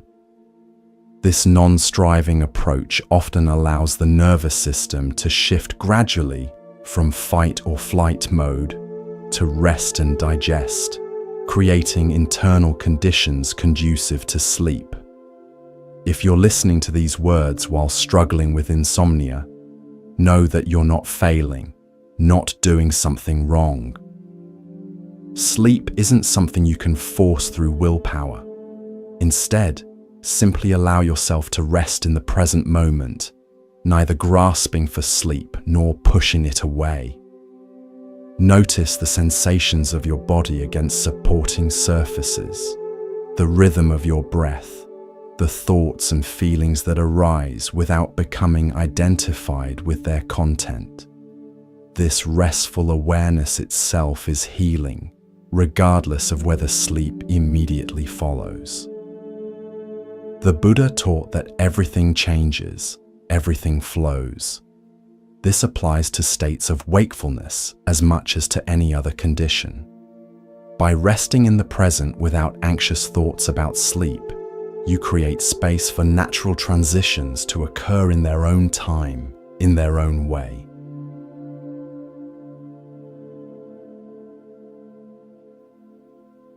Chronic pain, persistent discomfort that continues beyond normal healing time, presents particular challenges for both body and mind.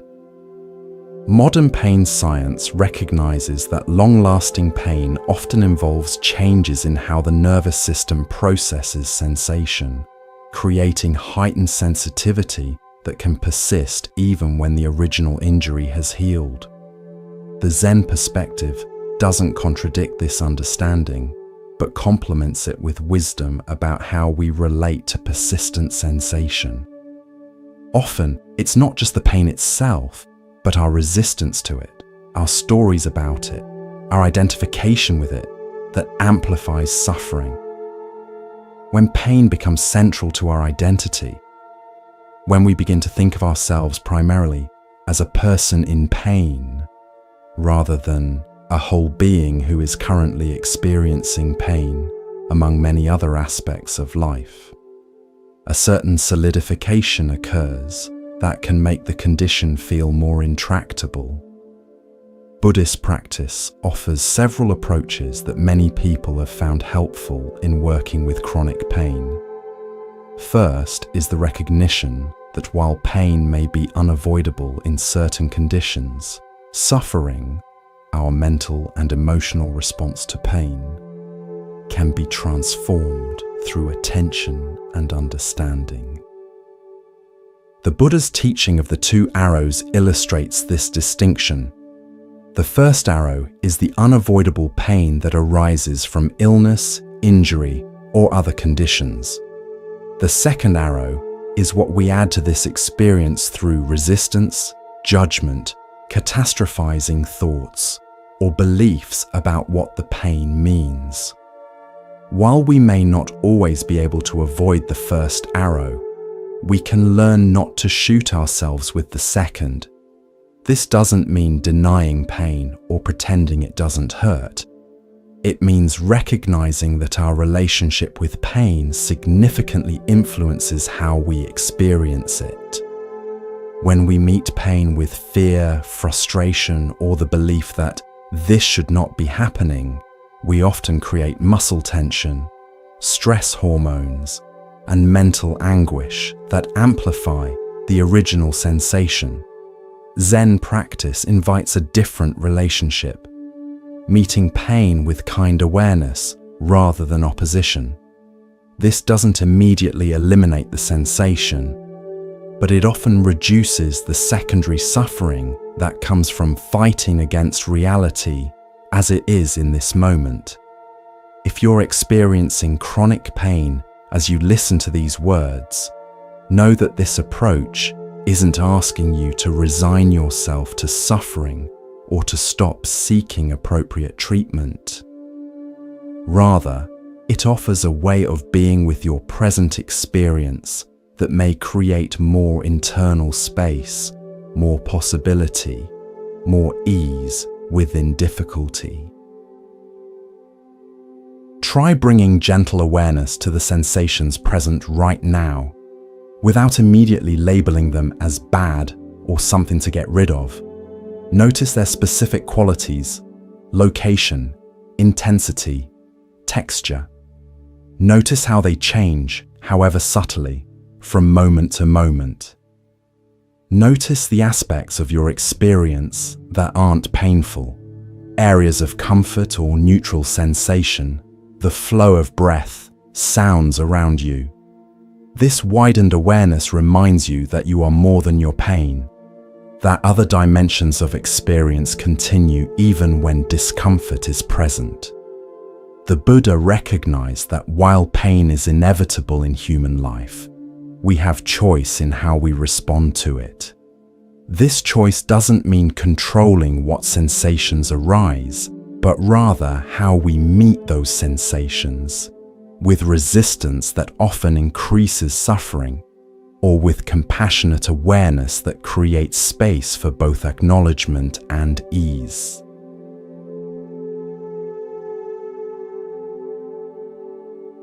Anxiety, the experience of fear, worry, or apprehension without immediate external threat, affects many people, particularly in our modern world of constant stimulation and perceived demands. This state has profound physical expressions: muscle tension, shallow breathing, digestive disturbance, heightened heart rate, and more. The Zen Buddhist perspective understands anxiety not as personal failing, but as natural human response to perceived threat. Whether that threat is physical danger or psychological concerns like social judgment, uncertainty about the future, or sense of inadequacy. The suffering comes not from the initial anxious feeling, which arises automatically, but from how we respond to it, often with resistance, self-criticism, or attempts to suppress what's arising.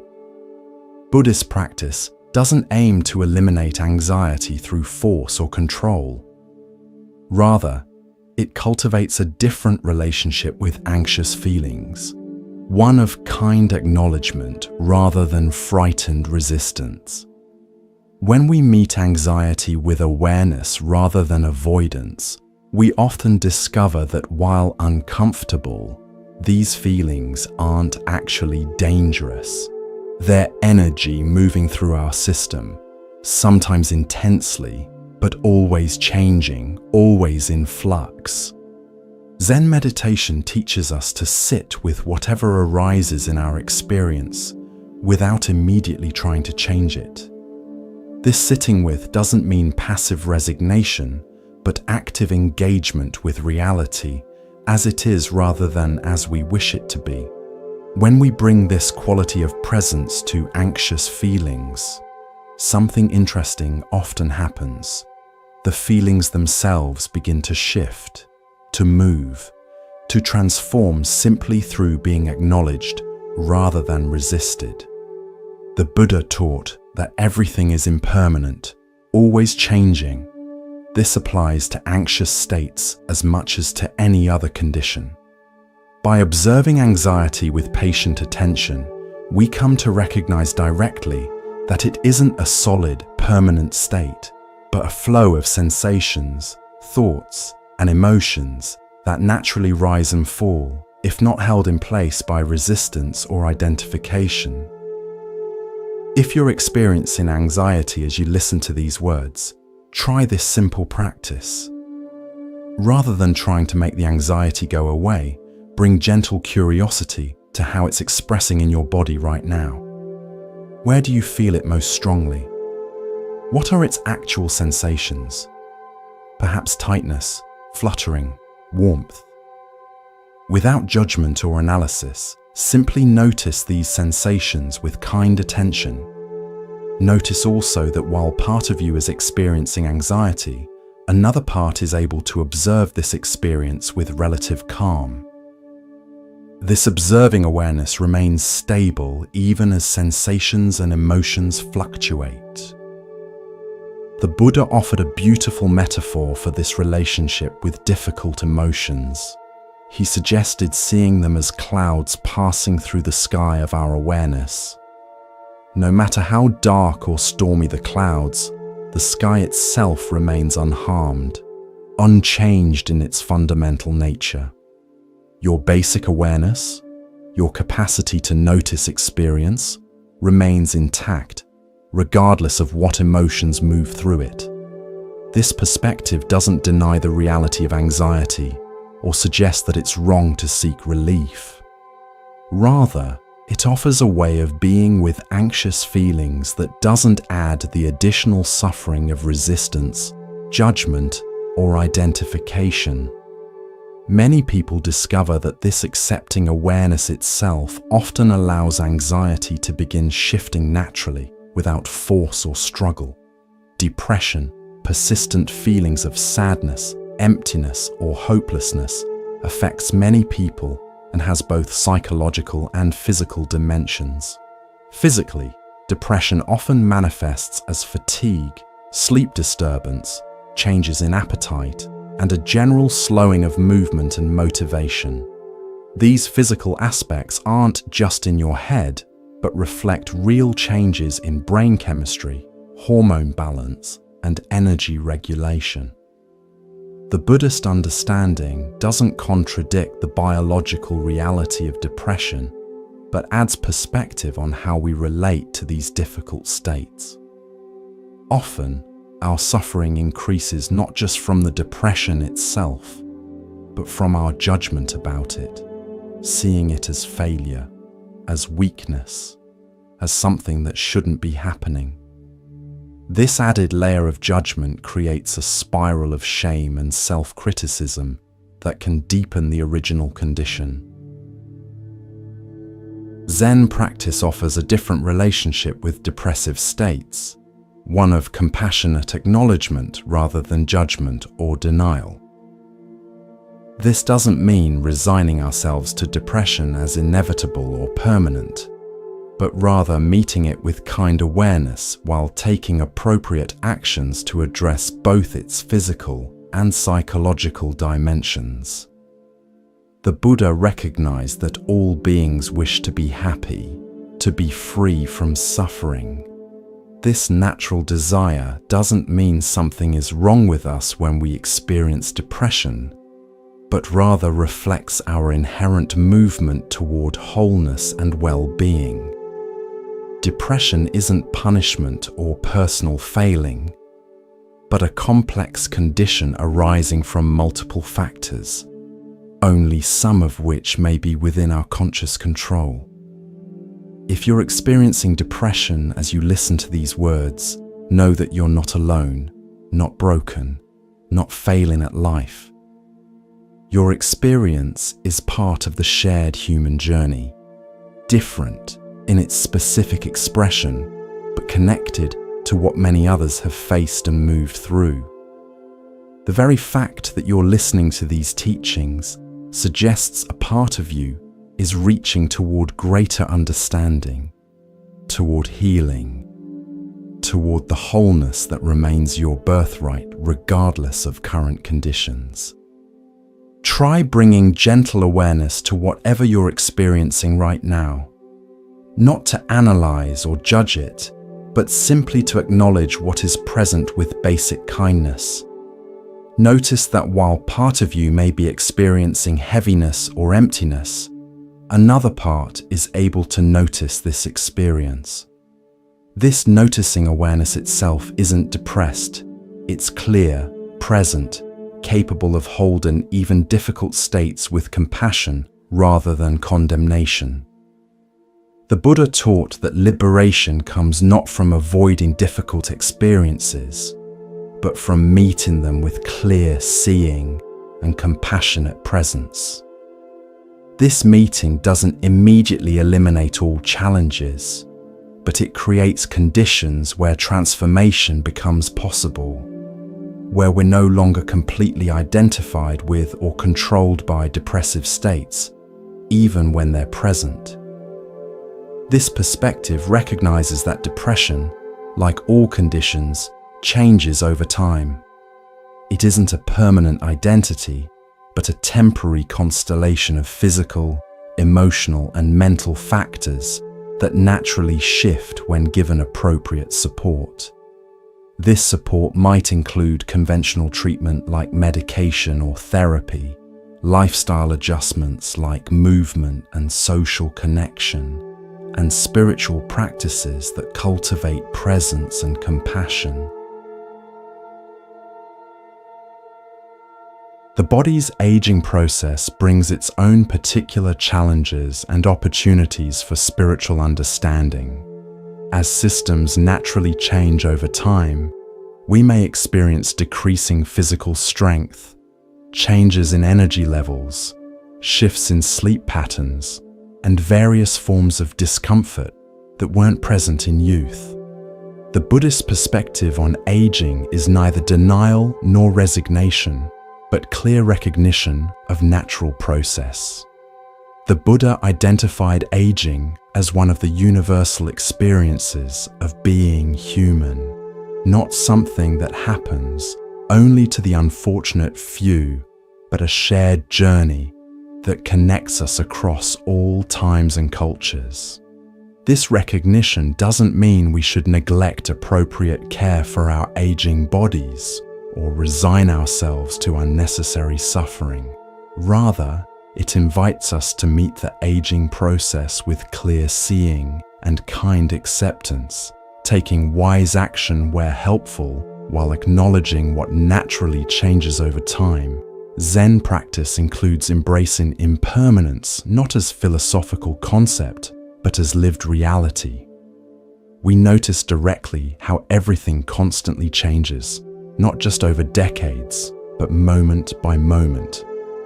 This intimate recognition of flow can transform our relationship with aging from resistance and fear to honest acknowledgement and even appreciation for the natural unfolding of life's seasons.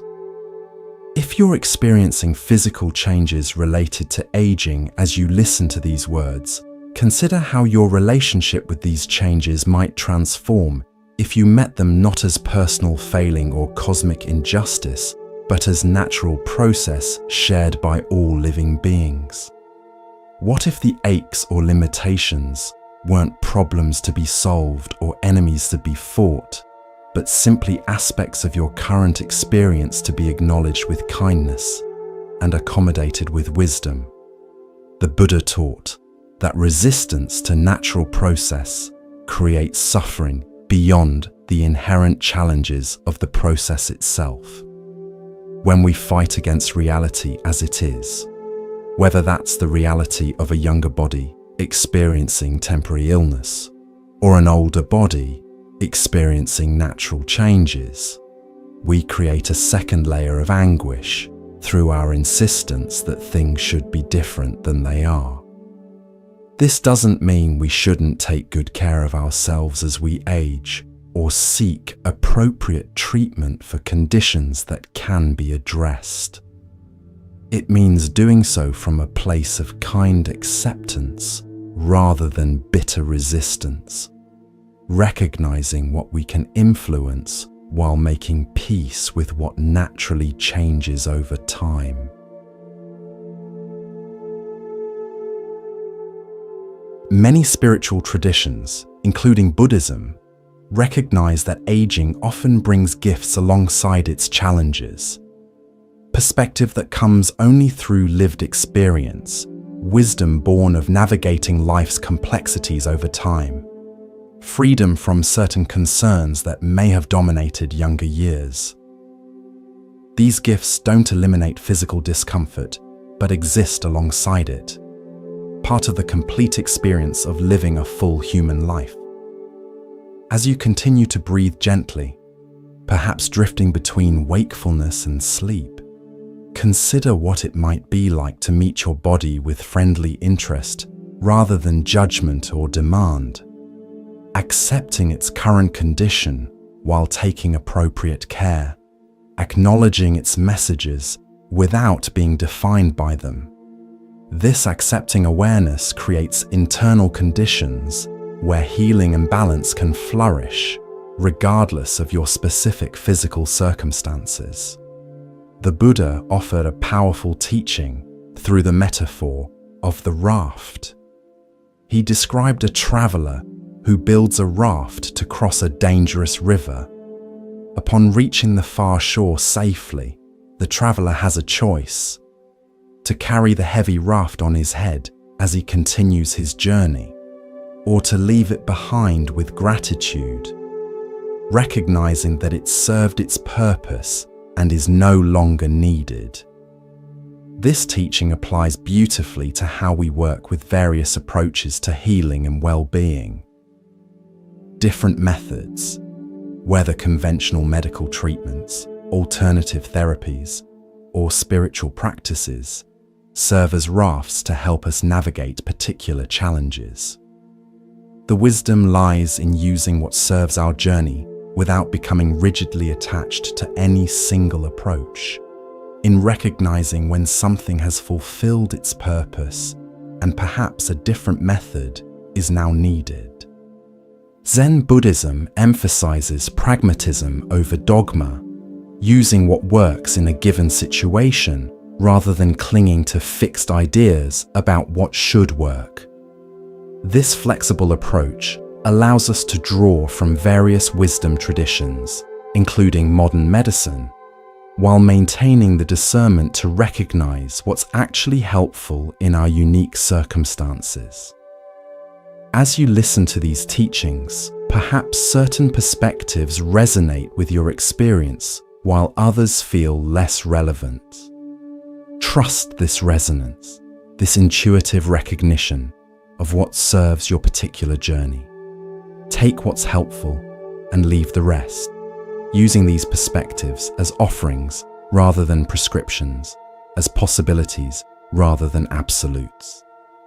The body's wisdom speaks through sensation, through energy, through subtle signals that often precede conscious understanding. Many people have had the experience of knowing something physically before they recognized it mentally, feeling uneasy in certain situations without obvious reason, experiencing inexplicable fatigue that later revealed itself as the beginning of illness, sensing attraction or aversion to people or environments through bodily response rather than logical analysis. Zen practice cultivates this somatic awareness, this capacity to receive information through the body's direct experience, rather than relying solely on conceptual understanding. Through practices like mindful breathing, body scanning, and conscious movement, we develop increasing sensitivity to the body's subtle communications. This sensitivity doesn't replace intellectual discernment, but complements it, adding dimensions of knowing that thinking alone cannot access. The body's intelligence operates at levels beyond conscious thought, drawing on evolutionary wisdom developed over countless generations, as well as your own unique lived experience. As you continue to breathe gently, notice what your body might be communicating in this moment. Perhaps there's a sense of gradually deepening relaxation, perhaps areas of lingering tension, perhaps the natural heaviness that precedes sleep. Without analysis or judgment, simply receive these sensations as information, your body's ongoing communication about its current state and needs. The Buddha encouraged his followers to verify teachings through direct experience rather than accepting them based on authority or tradition.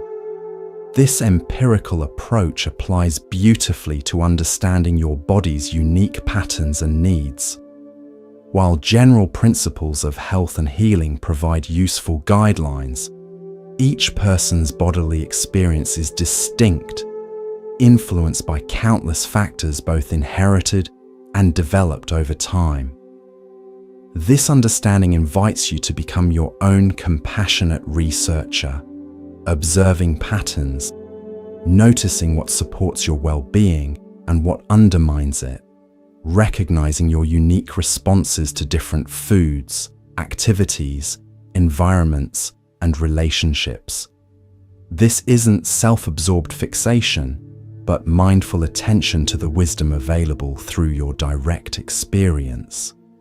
Such attention reveals patterns that might otherwise remain invisible, perhaps noticing that certain foods consistently affect your energy or digestion in particular ways, that specific movements either increase or decrease physical discomfort, that some environments leave you feeling depleted while others restore your vitality. These observations aren't about judgment or creating rigid rules, but about gathering information that allows increasingly skillful choices. Choices aligned with your actual needs rather than generic prescriptions that might not serve your unique system. The Zen approach emphasizes simplicity, noticing what actually supports well-being without complicated theories or elaborate methods. Often the most powerful practices are the simplest: conscious breathing, adequate rest, movement that brings joy rather than strain, nourishment that genuinely feeds rather than merely fills, human connection that uplifts rather than depletes. As you drift towards sleep, consider what simple practices might most support your current needs. Not an overwhelming regimen of shoulds, but small, sustainable actions that honor your body's wisdom and create conditions for natural healing to flourish. The Buddha taught the middle way, avoiding extremes of both indulgence and harsh discipline. This balanced approach applies beautifully to caring for the body, neither ignoring its needs nor becoming obsessively fixated on controlling every aspect of physical experience. Finding this middle way isn't about following generic rules, but discovering what constitutes balance for your unique system in your current circumstances. This balance isn't static but dynamic, responding to changing conditions and needs while maintaining core principles of kindness, awareness, and appropriate care. As you continue to breathe gently, perhaps growing quite drowsy now, allow this message of balance to permeate your being. Not perfect adherence to an external standard, but attentive care that responds to your actual needs in this moment, in this body, in these circumstances. Sleep is a profound teacher in the Buddhist understanding, a natural cycle that reminds us of the rhythm of letting go and returning, of surrendering conscious control and trusting deeper processes to restore and regenerate without our direction. Each night, we practice a kind of small death, releasing identification with our waking self and entering states of consciousness quite different from our daytime awareness. This nightly surrender offers practice for the greater surrenders life inevitably brings. Times of transition, of loss, of transformation that require releasing what was in order to allow what's emerging. When we resist sleep, through worry, through stimulation, through unwillingness to let go of conscious control, we often create suffering beyond the simple fact of being awake when rest would serve us better. Zen practice doesn't try to force sleep, but creates conditions where it can naturally arise. Rather than struggling against wakefulness, we simply rest in present awareness, allowing the body and mind to find their natural rhythm. This non-striving approach often allows the nervous system to shift gradually from alertness to restfulness, creating internal conditions conducive to sleep. If you're growing sleepy as you listen to these words, simply allow this natural process to unfold. There's nothing you need to do except receive the gift of rest that your body is offering. If sleep doesn't come immediately, that's perfectly fine as well. Simply resting in gentle awareness brings its own restoration, its own healing qualities. The Buddha recognized that while we can create conditions that support rest and renewal, we cannot ultimately control the precise unfolding of natural processes. This recognition brings a certain freedom, the freedom of surrendering what we cannot control while attending skillfully to what we can influence. As you rest now, perhaps drifting between wakefulness and sleep, know that healing processes continue whether you're conscious of them or not. Your remarkable body continues its work of restoration, of balance, of regeneration, without requiring your conscious direction. This natural intelligence has sustained you throughout your life, operating with intricate precision beyond what conscious thought could possibly orchestrate. Your role is simply to create supportive conditions, conditions of kindness rather than judgment, of appropriate care rather than neglect or obsession, of trust in natural process rather than anxious control. Within these supportive conditions, your body's wisdom naturally moves toward whatever balance is possible in your current circumstances. The Zen tradition speaks of our original nature as being like water, naturally clear, naturally flowing. When water becomes cloudy, it doesn't require elaborate methods to become clear again. Simply allowing it to be still causes the sediment to gradually settle, revealing the inherent clarity that was never actually lost, only temporarily obscured. Similarly, your natural state of well-being often begins to re-emerge when you simply create conditions of restful awareness, allowing the agitation of both body and mind to gradually settle. This settling doesn't require force or special techniques, just the willingness to be present with what is, to allow natural processes to operate without interference from anxiety or demand. As you continue to breathe gently, feel the natural weight of your body against whatever is supporting it. Allow yourself to be held completely, to surrender to the embrace of gravity, to release unnecessary tension and effort. This simple allowing creates space for restoration that effort cannot accomplish. The Buddha taught that everything arises from causes and conditions, that nothing exists in isolation. Your current physical state, whatever it may be, has emerged from countless interweaving factors, some within your control and many beyond it. This understanding can bring a certain ease, relieving the burden of believing that you should somehow have complete control over your bodily experience. At the same time, recognizing causes and conditions reveals where skillful influence is possible, not through force or rigid control, but through creating supportive conditions where well-being can naturally flourish. These conditions include not just physical factors like nutrition and movement, but also mental states like kindness toward yourself, emotional qualities like acceptance of what is while taking appropriate action, and spiritual dimensions like finding meaning within challenge rather than being defined by it. The interweaving of these dimensions creates your unique experience in each moment. No single factor determines your well-being, and no single approach addresses all aspects of healing. The wisdom lies in recognizing this complexity without becoming overwhelmed by it, in taking simple, appropriate actions while maintaining perspective on the larger unfolding of your life journey.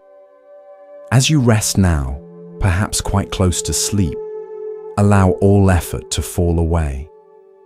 There's nothing you need to figure out, nothing you need to solve or control in this moment.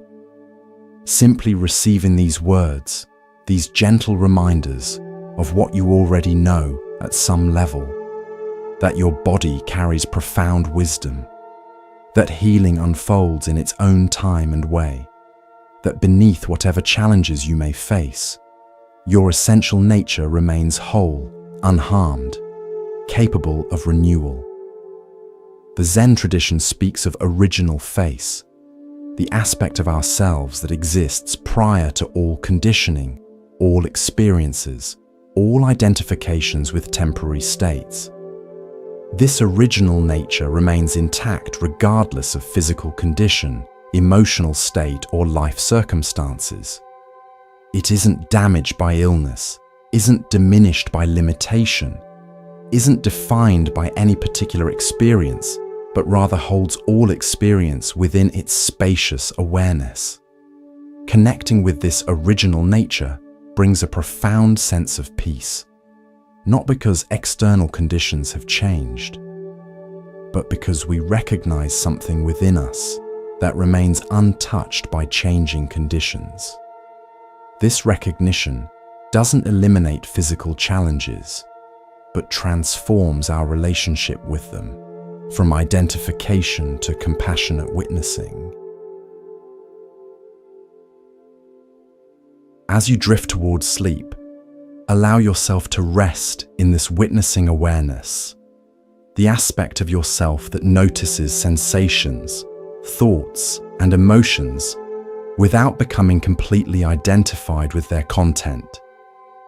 This spacious noticing creates room for healing, for transformation, for the natural movement toward balance that is your birthright. The Buddha offered a beautiful metaphor for this relationship with experience.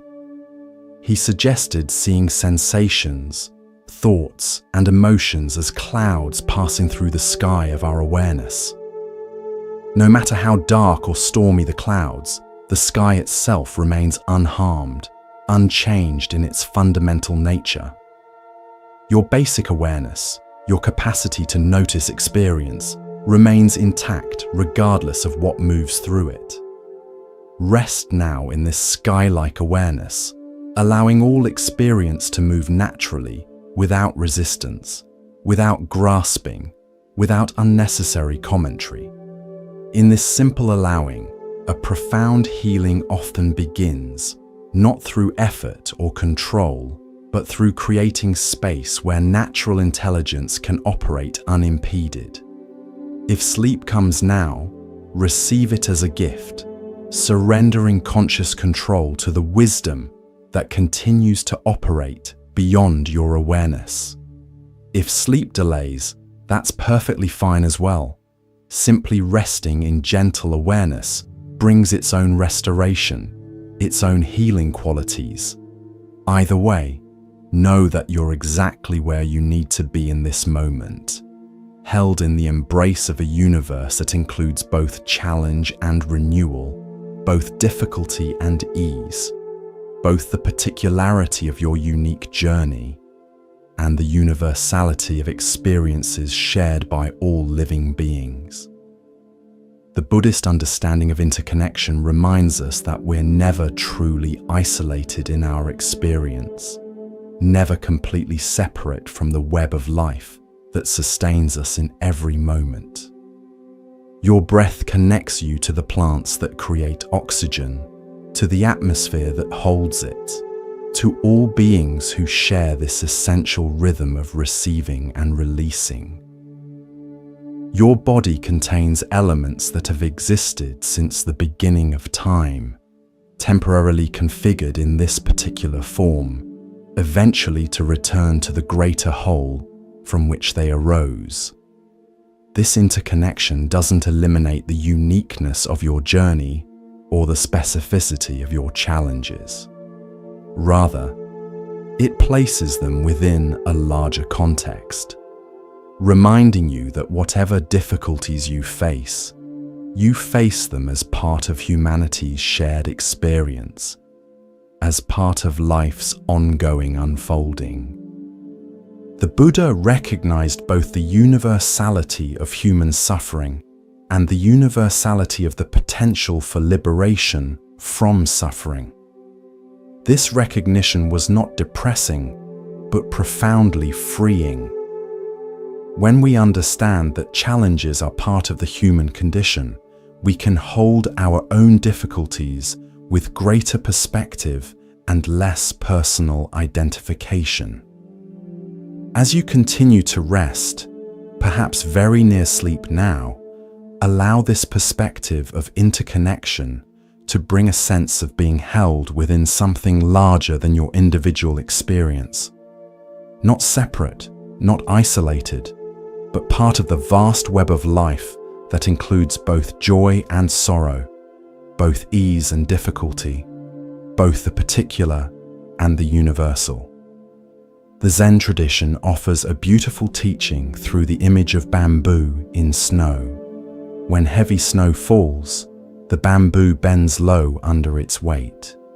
Because it yields rather than resisting, the snow eventually slides off and the bamboo springs back to its original position. Had it tried to remain rigidly upright, fighting against the weight of snow, it might have broken under the strain. This yield and strength, different from either rigid resistance or complete collapse, exemplifies the middle way that Buddhism recommends. We acknowledge reality as it is, bending when necessary rather than breaking, while maintaining our core integrity that allows restoration when conditions change. Your body naturally embodies this wisdom in countless ways. Consider how your skin yields to pressure while maintaining its essential continuity. How your lungs expand to receive breath and contract to release it. How your heart adapts its rhythm to changing needs while maintaining its essential function. This dynamic balance between yielding and integrity, between adaptation and stability, offers a model for how we might meet life's challenges with both acceptance and resilience. As sleep perhaps enfolds you now, carry this image of yielding strength into your dreams, into the deep restoration that sleep brings. Know that this balance between acceptance and action, between surrender and integrity, continues to operate whether you're conscious of it or not. Your body knows this wisdom intimately, has embodied it throughout your life in ways both obvious and subtle. The Buddha taught that understanding comes not from thinking about reality, but from direct experience of it. Your body offers you this direct experience moment by moment. The truth of sensation, rather than stories about sensation. The reality of how things are, rather than how you think they should be. When you learn to listen to your body with compassion and clarity, you discover not just information about physical conditions, but wisdom about life itself. The challenges you face, whether temporary discomfort, chronic illness, emotional difficulty, or the natural changes of aging, aren't obstacles to your spiritual journey, but part of its very substance. These experiences, met with awareness rather than resistance, become doorways to understanding that conceptual knowledge alone cannot provide. The Zen tradition speaks of turning poison into medicine, finding the transformative potential within difficult experiences, rather than seeing them only as obstacles to be eliminated. This alchemical perspective doesn't deny suffering, but recognizes that within challenge often lies the seed of wisdom, of compassion, of more authentic connection with both ourselves and others. Many who have faced significant physical challenges report that alongside the undeniable difficulty came unexpected gifts. Deeper appreciation for simple pleasures, clearer recognition of what truly matters, greater compassion for others' suffering, release from concerns that once seemed important but revealed themselves as secondary when health was compromised. These gifts don't make suffering desirable or necessary. We naturally seek well-being and ease when possible, but they remind us that even within our most difficult experiences, possibilities for growth and understanding remain present if we're willing to receive them. As you rest now, perhaps deeply asleep, or perhaps still drifting towards sleep, allow your challenges, whatever they may be, to be held within this larger perspective. Not just obstacles to be overcome, but potential teachers offering wisdom that comfort alone might never provide. This perspective doesn't make difficulties disappear, but can transform your relationship with them from opposition to meaningful engagement. The Buddha compared the spiritual path to a raft crossing a river. Not an end in itself, but a vehicle for traversing challenging waters to reach a further shore. Similarly, the perspectives and practices we've explored aren't ends in themselves, but potential supports for your unique journey toward greater wholeness, understanding, and ease within whatever circumstances life presents. Some of these approaches may resonate deeply with your experience, while others feel less relevant. Trust this resonance, this intuitive recognition of what serves your particular journey. Take what's helpful and leave the rest, using these teachings as possibilities rather than prescriptions. The Zen tradition emphasizes direct experience over conceptual understanding, knowing through embodied awareness rather than thought alone. As you rest now, allow these teachings to be absorbed not just by your thinking mind, but by your entire being, body, heart, and spirit integrated in the wholeness that is your birthright regardless of external conditions. Sleep now if sleep comes, or rest in gentle awareness if sleep delays. Either way, know that healing processes continue, that your body's wisdom operates beyond conscious control, that beneath whatever challenges you face, your essential nature remains whole, untouched, luminous with possibility. The ancient Zen masters recognized that our true nature is like the sun, sometimes obscured by clouds but never actually diminished by them. Whatever pain, illness, or limitation you may be experiencing, it exists as weather passing through the sky of your awareness rather than defining or limiting what you essentially are. Rest in this recognition, as sleep perhaps enfolds you completely now, not separate from your physical experience, but not entirely defined by it either. Both particular in your unique journey and universal in your connection to all living beings. Both accepting what is in this moment and open to the healing that unfolds in its own time, its own way. May your rest be deep and restorative. May your body receive the care it deserves. May your heart find ease amidst whatever challenges you face. May your spirit recognize its inherent completeness, even within the ever-changing circumstances of physical life. May you know yourself as both this particular human form with its unique journey and the boundless awareness that holds all experience with compassionate understanding. Rest now in this dual recognition, both the specific truth of your current experience and the larger truth of your fundamental wholeness.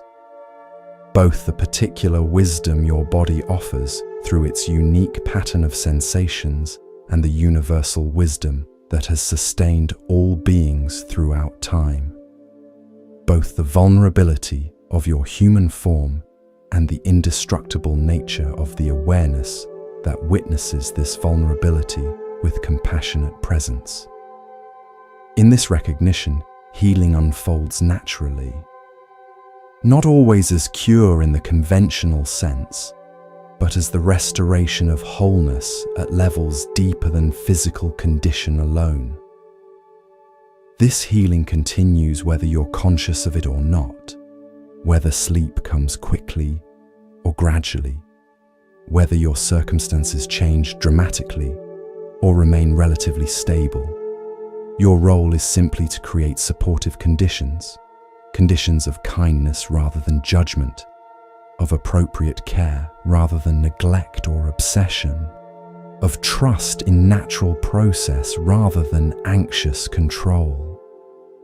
Within these supportive conditions, your body's wisdom naturally moves toward whatever balance is possible in your current circumstances.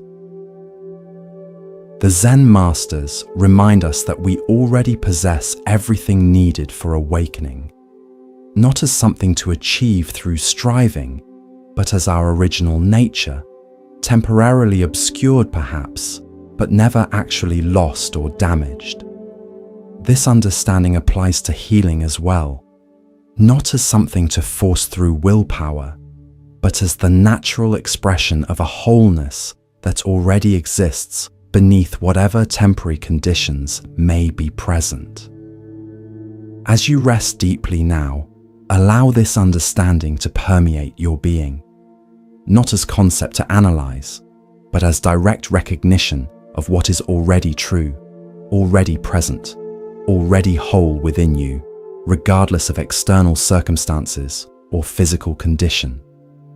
May this recognition bring profound peace, not because problems have disappeared, but because they're held within a larger context that includes both challenge and renewal, both difficulty and ease, both the particularity of your journey and the universality of experiences shared by all living beings.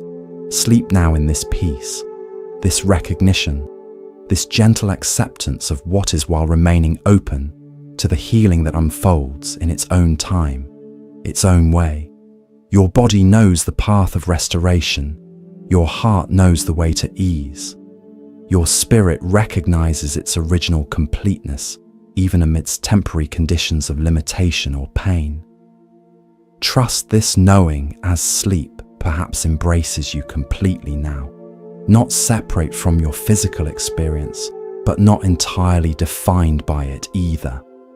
Both particular in your unique journey and universal in your connection to all living beings. Both accepting what is in this moment and open to the transformation that continues whether you're aware of it or not. The Zen tradition speaks of great rest, not just physical sleep, but the profound ease that comes from recognizing our true nature beneath all temporary conditions. May you discover this great rest now, this peace that isn't dependent on external circumstances, but arises from direct recognition of what remains whole, untouched, complete, regardless of life's inevitable changes.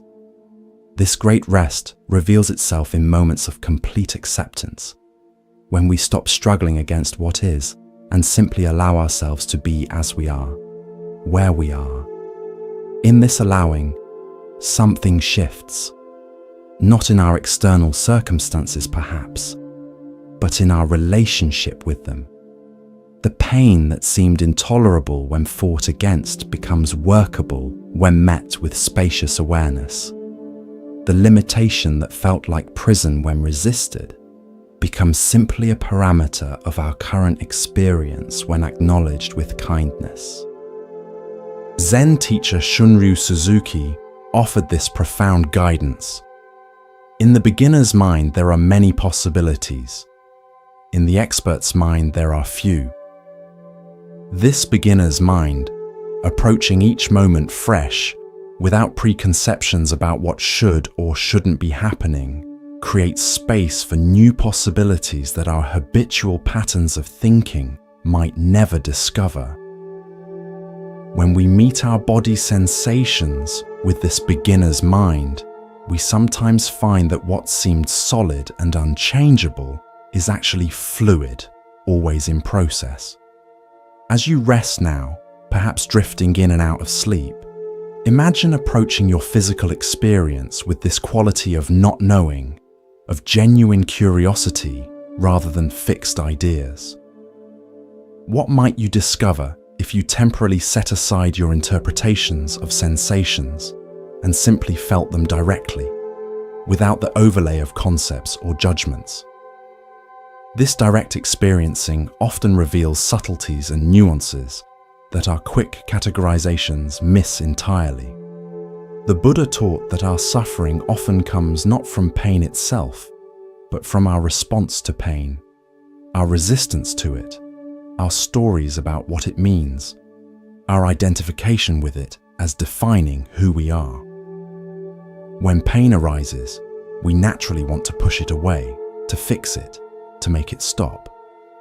This fighting energy creates tension in both body and mind, often amplifying the very discomfort we're trying to escape. Zen practice offers a different possibility, meeting pain with kind awareness rather than opposition. This doesn't mean passive resignation to suffering, but active engagement with reality as it is in this moment, neither denying difficulties nor becoming defined by them. In this engaged presence, we often discover a freedom that fighting against pain can never provide. The freedom to be with our experience exactly as it is while remaining connected to the awareness that is larger than any particular sensation or emotion. The ancient Zen masters compared our true nature to the vast sky, boundless, clear, unchanged by whatever weather passes through it. Clouds may temporarily obscure portions of the sky from view, but they never diminish its fundamental nature. Similarly, pain, illness, or limitation may temporarily dominate our awareness, but they don't reduce or damage the essential consciousness that witnesses these experiences. As you continue to rest, perhaps moving deeper into sleep now, allow yourself to sense this sky-like quality of your awareness, the spaciousness that holds all experience without itself being damaged or diminished by what moves through it. This recognition brings a profound peace that doesn't depend on the absence of difficulty, but arises from connecting with what remains whole, regardless of temporary conditions. Zen teacher John Daido Loori described this state as the stillness in the center of activity. Even in the midst of physical discomfort or emotional challenge, this stillness remains available, not as something to achieve through effort, but as our original nature, temporarily obscured perhaps, but never actually lost or damaged. When we recognize this stillness, even briefly, it brings a quality of ease that effort alone can never produce. This ease doesn't mean all problems instantly disappear. Your body may still experience pain. Your mind may still generate worried thoughts. Your heart may still feel the weight of difficult emotions. But these experiences are held differently when we recognize the spacious awareness within which they arise. Like waves on the ocean, they're real and sometimes powerful, but they don't define or limit the vastness of the water itself. The Buddhist understanding of interdependence reminds us that nothing exists in isolation. Everything arises in relationship to countless other factors. Your current physical state, whatever it may be, emerges from the interplay of genetics, environment, past experiences, present circumstances, and many other elements both known and unknown. This understanding helps us avoid both excessive blame of ourselves for conditions we didn't deliberately create and unrealistic expectations about quick or complete transformation. At the same time, recognizing interdependence reveals the many points where skillful influence is possible. While we may not be able to immediately change long-established physical patterns through willpower alone, we can create conditions that support gradual healing and greater ease. Conditions of kind attention rather than harsh judgment, of appropriate care rather than neglect or obsession, of patience with process rather than demand for immediate results. As you breathe gently, allowing sleep to come in its own time, consider how your relationship with your body might shift if you approached it not as something broken to be fixed or enemy to be conquered, but as wise companion on your journey, sometimes challenging, yes, but also constantly working toward balance, constantly communicating important information, constantly supporting your life in countless ways you may not even notice. The Zen tradition offers a beautiful teaching through the parable of the ox herder. In this ancient series of images, a young herder searches everywhere for his lost ox, representing our true nature that seems to be missing. After much seeking, he discovers the ox's footprints, then glimpses the ox itself, then gradually learns to work with it rather than fighting against it, and finally rides the ox home in perfect harmony. This parable illustrates our journey with the body as well. We often begin by feeling disconnected from our physical experience, either ignoring its messages until they become too loud to dismiss, or fighting against them as unwelcome intrusions. Gradually, we learn to recognize the body's communications, to work with its wisdom rather than against it, and eventually to experience a harmony between awareness and physical form that transforms our entire relationship with embodiment. This harmony doesn't mean perfect health or complete freedom from discomfort. Rather, it represents an integration where we neither ignore the body's reality nor become completely identified with it, where we honor its messages while recognizing that we are more than our temporary physical conditions.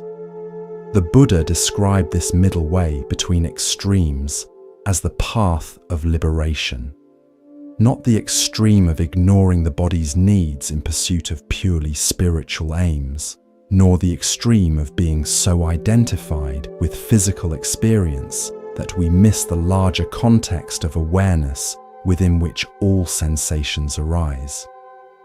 This balanced approach honors both our embodied nature and the consciousness that witnesses and holds this embodiment with compassionate presence. As you rest now, perhaps drifting more deeply towards sleep, allow this balance to permeate your being, not fighting against whatever physical sensations are present, not ignoring them, but simply allowing them to be held in kind awareness. The same awareness that has been with you throughout your entire life, witnessing all your experiences without itself being damaged by any of them. The Zen tradition speaks of our original face, the aspect of ourselves that exists prior to all conditioning, all identification with temporary states, all stories about who we are or should be. This original nature remains whole regardless of physical condition, emotional state, or life circumstances. It isn't something to achieve through striving, but our birthright as conscious beings, available whenever we step back from complete immersion in thought and sensation to rest in simple presence. This presence has a quality of inherent peacefulness, not because it denies difficulties, but because it holds them within a larger context that includes both challenge and ease, both limitation and possibility, both the specificity of our individual journey and the universality of experiences shared by all living beings. When we connect with this presence, even briefly, something shifts in our relationship with whatever difficulties we face. The shift isn't always dramatic or immediately apparent. It might simply be a subtle sense of having more internal space, of not being completely identified with or defined by pain or limitation, of recognizing that while part of our experience involves suffering, another part remains untouched by it. The clear witnessing awareness that has been with us since birth and remains constant amid all of life's changes. As you breathe gently, perhaps very near sleep now, allow yourself to rest in this witnessing awareness, not as concept to think about, but as direct experience of what is already present, already whole within you. This resting requires no effort, no special technique, no achievement or goal. It's simply a recognition of what has been here all along. The consciousness that perceives sensation without being damaged by it, that notices thoughts without being defined by them, that feels emotions without becoming lost in them. The great Zen master Dogen wrote, "To study the Buddha way is to study the self. To study the self is to forget the self. To forget the self is to be actualized by myriad things." This teaching points to the freedom that comes when we're no longer completely identified with our temporary conditions, when we recognize that while we experience pain, limitation, or difficulty, we are not these experiences. They move through the field of our awareness like clouds through the sky, sometimes dominating our attention, but never diminishing our essential nature. This recognition brings a profound peace that doesn't depend on the absence of problems, but on a different relationship with them.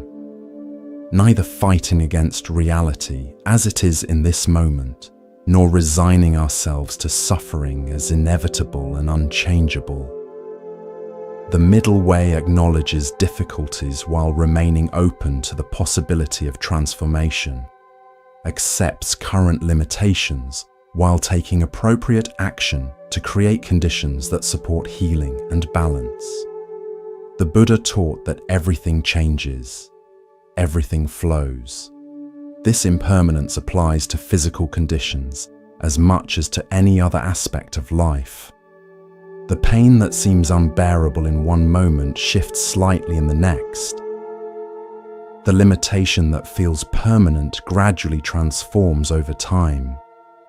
The illness that dominates awareness today becomes part of a larger life story that includes both challenge and renewal, both difficulty and ease. This understanding of impermanence doesn't guarantee that all problems will disappear or that all illnesses will be cured. It simply reminds us that nothing remains exactly the same forever, that within even chronic conditions, there is movement, fluctuation, change that creates openings for new possibilities we might never imagine if we see our situation as fixed and unchangeable. As you rest now, perhaps deeply asleep, or perhaps still drifting towards sleep, allow this recognition of flow to bring a sense of spaciousness to your experience. Not denying whatever challenges you face, but holding them within the larger context of constant change, constant transformation, constant renewal that characterizes all living systems, including your remarkable body with its capacity for adaptation, compensation, and healing that continues whether you're conscious of it or not. The Zen tradition offers a beautiful image through the Japanese practice of kintsugi, repairing broken pottery with gold. Rather than trying to hide the cracks or damages, this art form highlights them with precious metal, creating an object that is arguably more beautiful and certainly more unique after being broken and repaired than it was in its original state. This practice offers a profound metaphor for our relationship with physical challenges. The breaks and damages aren't denied or hidden, but acknowledged and integrated into a new whole that includes both the original form and the history of its transformation. The result isn't devalued because of its imperfections, but recognized as uniquely beautiful precisely because of how it has been broken and healed. Similarly, our bodies with their various injuries, illnesses, and imperfections aren't less valuable or less worthy of care than some idealized perfect form that exists only in imagination. The marks of our journey, the literal and metaphorical scars, limitations, and adaptations, become part of our unique expression of being human, neither to be ashamed of nor to be particularly proud of, but simply to be acknowledged as aspects of our complete experience. This perspective doesn't romanticize suffering or suggest that illness or disability is necessary for spiritual growth. It simply recognizes that within the reality of physical challenges that are part of every human life to some degree, there exists the possibility of integration rather than fragmentation, of including our difficulties within a larger sense of wholeness, rather than seeing them as evidence that something is fundamentally wrong with us or our lives. The Buddha taught that suffering arises when we resist reality as it is, when we insist that things should be different than they are in this moment. This teaching doesn't mean passive resignation to conditions that could be improved. It means beginning from clear recognition of what actually is, without the additional suffering that comes from denial, from fighting against what cannot be immediately changed, from believing we should somehow be exempt from the vulnerability that is part of being human.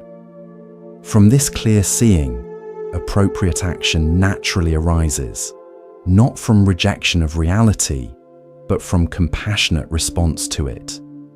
We seek treatment for illness, not because sickness shouldn't exist, but because alleviating suffering when possible is the natural expression of wisdom and compassion. We adapt to limitations not because we've given up on healing, but because working skillfully with current conditions creates more possibility than denying or fighting against them. As you continue to rest, perhaps deeply asleep now, allow this balanced perspective to permeate your being. Not denying difficulties, not exaggerating them, but holding them within the larger context of a life that includes both challenge and joy, both limitation and possibility, both the specificity of your unique journey and the universality of experiences shared by all living beings. The Zen masters remind us that enlightenment isn't found by escaping our human condition, but by fully entering it, by being completely present with what is, rather than constantly seeking something different or something more. This presence doesn't eliminate problems, but transforms our relationship with them from opposition to integration, from rejection to acknowledgement, from identification to compassionate witnessing. This witnessing awareness has been with you throughout your entire life, perceiving all your experiences without itself being damaged by any of them, recognizing all sensations without being defined by them, holding both joy and sorrow with the same spacious presence. It remains available in this moment, regardless of your physical condition or emotional state, as the ground of your being that exists prior to all temporary circumstances and continues beyond them. Rest now in this awareness, as sleep perhaps holds you in its gentle embrace, not striving, not seeking, not trying to change anything, but simply allowing natural processes to unfold in their own time, in their own way. Your conscious mind can rest completely, trusting the wisdom that continues operating beyond thought, beyond effort, beyond control. Rest now in this recognition, as sleep perhaps holds you in its gentle embrace. not striving, not seeking, not trying to change anything, but simply allowing natural processes to unfold in their own time, in their own way. Your conscious mind can rest completely, trust in the wisdom that continues operating beyond thought, beyond effort, beyond control. May your sleep be deep and restorative. May your dreams be peaceful. May you wake refreshed and renewed, carrying the gentle wisdom of these teachings into your day. And may all beings find this same peace, this same recognition of their fundamental wholeness, regardless of external conditions or temporary limitations. Rest now in the embrace of this universal wish for well-being that includes both yourself and all living creatures. Not separate, not isolated, but part of the vast web of life that has sustained all beings throughout time and continues to support you in this moment, in this breath, in this gentle letting go into sleep and restoration.